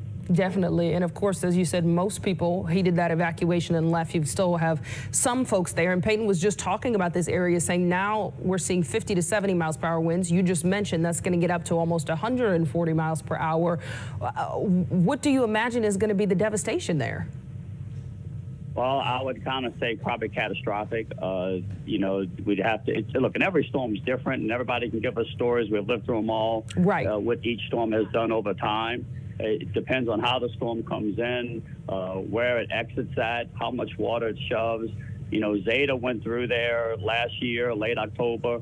They categorized it later as a Category 3 storm. We clocked on some vessels winds of 120 miles an hour. So some of those structures withstood that. The problem is that this storm keeps jogging a little bit closer to the island, where the high winds could be pounding it. Yeah, and I guess that is encouraging to know that some of those structures were able to withstand those 120 mile per hour winds, but then you just never know. As you said, every storm is different. We have, of course, always been comparing these to other storms just to try to give people a sense of what's going to happen here. Does this remind you of another? The highest winds that I can remember that hit the island. This is truly going to be a true test of the Burrito Levee and the improvements of the rock jetties on the island, on the bay side as well as on the Gulf side. Yeah, and are you confident that those are going to help here? You and I will find out tomorrow morning. And look, I'm sorry, I didn't hear you for a second. We were pulling up this video. This is the video you were telling me you sent over. So just kind of tell us what you sent over, describe it a little bit. We're definitely seeing those wind gusts. Again, guys, 50 to 70 miles per hour already in Grand Isle. Yes, I'm not sure what video you have tuned up right now, but I sent you 2 or 3. One showing the bay side where the water is already crossing Highway 1, and that's about 2.5 miles. That camera is about 2.5 miles from the bridge in Bridgeside, going into the island. The other video we sent you is showing the Gulf of Mexico, which is getting very angry and rising rapidly. Yeah, and Peyton just told us that those wind gusts there are coming in at 53 miles per hour. And you can definitely see it just looking at this video, seeing the trees already blowing in the wind. It's hard to imagine that the storm is this far and this is what we're already seeing over there. And look, those winds are now coming out of the northeast, so that's shoving the water up into the bay and into the island. Yeah, and you mentioned that some of those structures withheld 120 miles per hour winds in past storms. The issue here is going to be those power outages, which we're already seeing all across Grand Isle, and how long it will take for that to be restored. We have to wait for the storm to pass, and of course there's going to be other devastation. And that's one of the major issues, and you're talking about last time with Zeta, which came across the lower part of the state and the parish, where we had Grand Isle was out of power for at least 3 weeks minimum.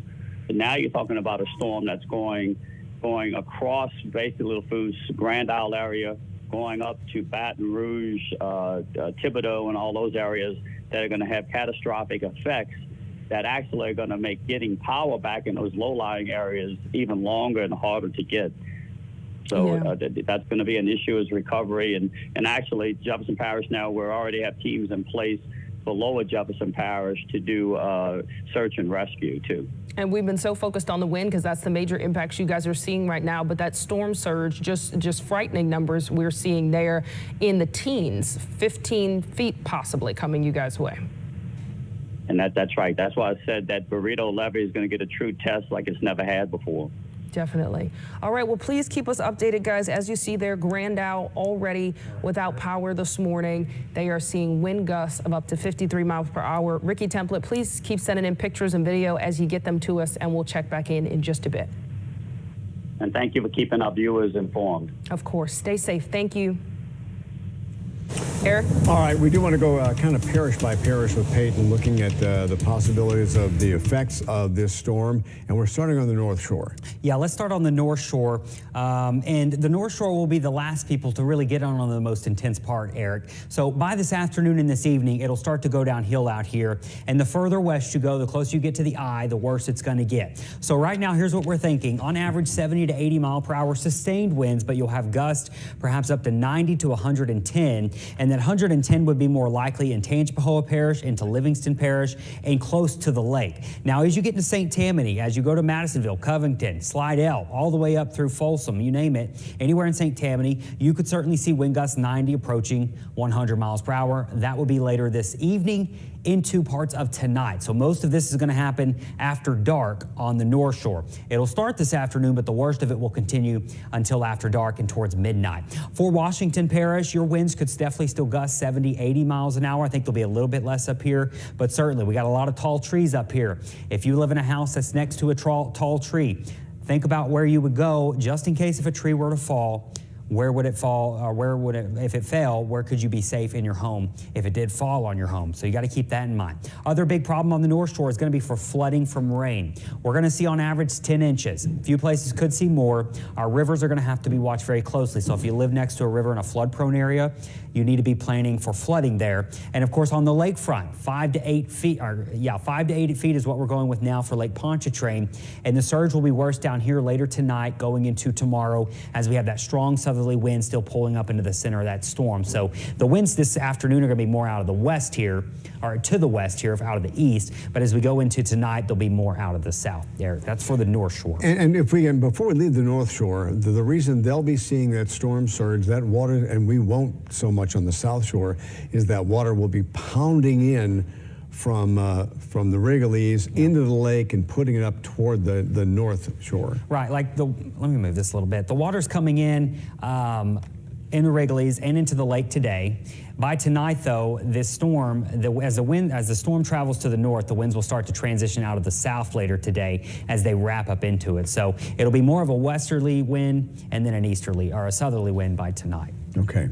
All right, let's hit the South Shore now. Let's hit in the New Orleans Metro here. So whenever we say the New Orleans Metro, think of everywhere in the Metro. Kenner, Metairie, all the West Bank, inside the levees, New Orleans East, you name it, Chalmette, this is the New Orleans Metro. We have the potential to see some really strong winds here across the area. Could see some winds, and let me break this down because this is going to get tricky here in the Metro. The west side of the Metro, Kenner, going into St. Charles Parish, you could definitely see winds approaching 100 miles per hour with gusts over 120. That is a definite possibility, and that would happen. The winds are going to start to pick up in the next couple of hours and will be to hurricane force probably by lunchtime, and then they'll get really bad throughout the rest of the afternoon. That's the timeline, at least. Now, as you're in the east, you're going to be further away from the eye. You're probably going to miss out on the worst winds out here, but it's still possible that you see winds 80, 90 miles per hour out in the east.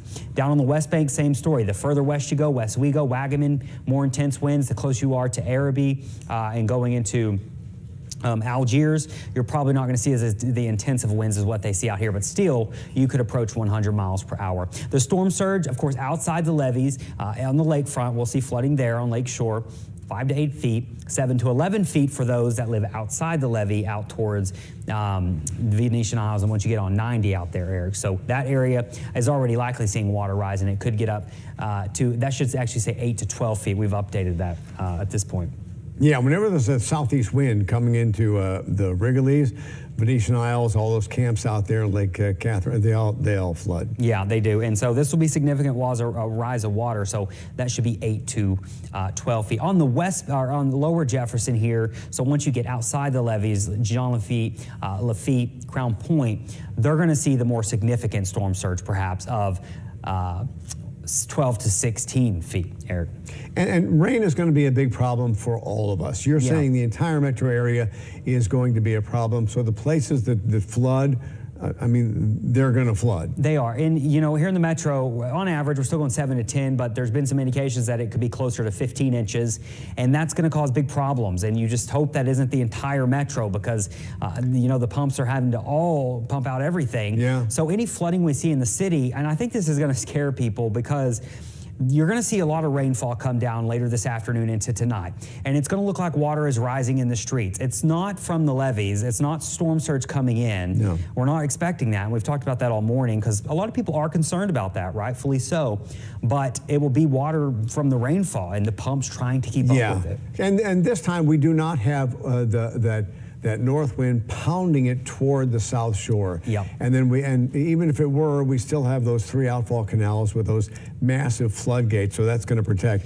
The problem with getting that much rain in this amount of time, there's no way we can pump that kind of water out. You're exactly right. And so that's our big concern. The reason the surge doesn't look like a big deal for New Orleans, it's this. So a lot of people are wondering about Katrina. Obviously, it's the anniversary today. The reason that was such a problem, Katrina went to our west. It made landfall in Hancock County near the Pearl River, and the winds on the west side of that storm would have been coming down, it's not gonna let me draw on it, but it would have been coming down like this. So they were pounding into the city. Yeah. Now, what's gonna happen today, it's on this side of us. So the winds are going to be the complete opposite. They'll be out of the south for the most part today. So our winds will be rushing out to the lake and pushing it up to the North Shore. The North Shore, so they're going to get it, yeah. Yeah, the North Shore is more concerned about that push. And then Leslie, we're going to the river parishes now? Yeah, I've gotten some messages about the river parishes. The river parishes could see some significant effects as well as that eye travels somewhere in the vicinity of here. So winds out in this area will start increasing later this morning. The worst will be this afternoon into this evening and even going into tonight. This is not going to be a quick event for anyone. It's going to last over 12 hours for some people.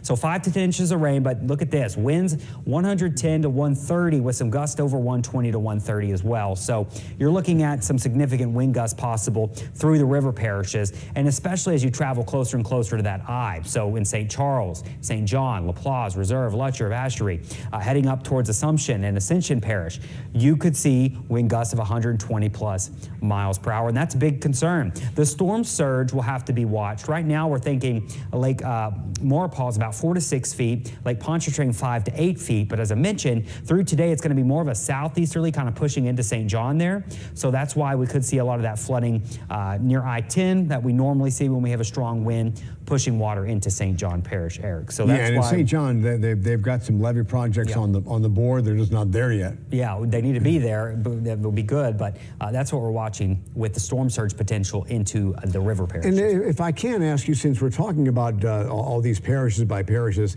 in the viewing area, if we keep on this track, is there any way to put like a wind gauge out to where, or a wind scenario out to where the most intense, how intense, and then as it goes out, what it'll be like? You're going to have to rephrase it. I'm not sure. I was trying to understand and read a National Hurricane Center tweet at the same time. And sometimes I explain things really weird. Yeah. In the center of the storm, we know that wind is going to be sustained at 150 miles an hour. On the eye wall. On the eye wall. Yeah, the center as will, it drops down. Yeah. And then as we get, because any place west, like Lutcher, Reserve, Booty, Destrehan, even Jefferson Parish, they're closer to that eye than here in the city. They are.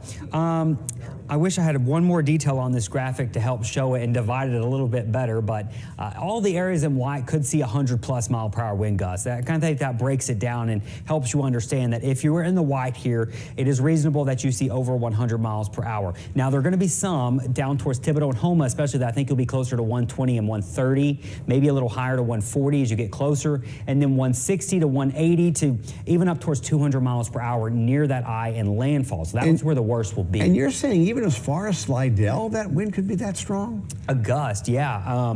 Okay. Yeah, a gust. Now, what about sustained winds? Sustained will be closer to the 80 to maybe 90 mile per hour as you get closer to the metro, we think. So the western side of the metro has a greater chance of seeing the 90 to 80 to 90, and then I think it'll start to decrease to maybe 60 or 70 to 60 as you get into the east here. Well, that's still got the potential of downing trees, things like that. Yeah, it's such a fine detail too, by the way, because of the track, and you hope you don't hope it takes this track, but this is currently based on that track. And what's the next big update we're waiting for, the one that will be more definitive or the most definitive for you? Do we have to wait till 10 or will it be earlier? No, we're just getting them every hour now, Eric, so we're fortunately getting that, and then once it makes landfall, we will stop getting the yeah, so we're about 7 minutes away from the next update, unless it comes in a little early. And I do want to mention, they did issue that extreme wind warning just now.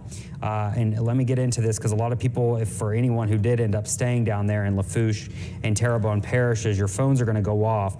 And the reason they issued this is because they want you to take shelter from this hurricane moving on in. You need to treat this as a tornado warning. So it does include right on the outskirts of the New Orleans metro here for that extreme wind warning. Winds over 115 miles per hour are expected soon. That will happen more so as we go into the next couple of hours down along the coast, and then it will spread up over the area. So you see this purple box here, Eric? Yeah. That's where we're most likely to see the worst winds as we go into... Well, at 7:35, my friend in Houma texted me right now the wind was about 15 miles an hour. That's going to change. You said 15? 50. 726. Yeah, I mean, just off the mouth of the river, I was talking, I bet that station went down. 114 mile per hour gust here at Southwest Pass, sustained at 105. We're now gusting to nearly 60 in grade 6. So the winds will continue to really pick up here, and that's where we have that extreme wind warning. So if you're down there, go to your safe spot, just like you treat this just like a tornado warning. Just make sure you are above an elevation to where you are safe from storm surge. So say run from the water, hide from the wind. But again, that wind alert is for? Well, it's for a zone, so it kind of includes different areas here, but it does include just outside of the metro. So as you get towards the West Bank and down towards Jean Lafitte, I got to pull it back up really quick. While you're doing that, and we are talking about wind, let me read this real quick on talking about some power outages we have in our area. Right now, more than 10,000 are without power. Plaquemines Parish has the most with more than 4,300 outages. We spoke to Plaquemines Parish earlier about what the storm surge means to residents. Now from Oakville Floodgate south to the Alliance Refinery, that levee system is a 7 to 11 foot height levee. That's why we issued that mandatory evacuation on Friday afternoon. And then from Alliance to West Point Lahash,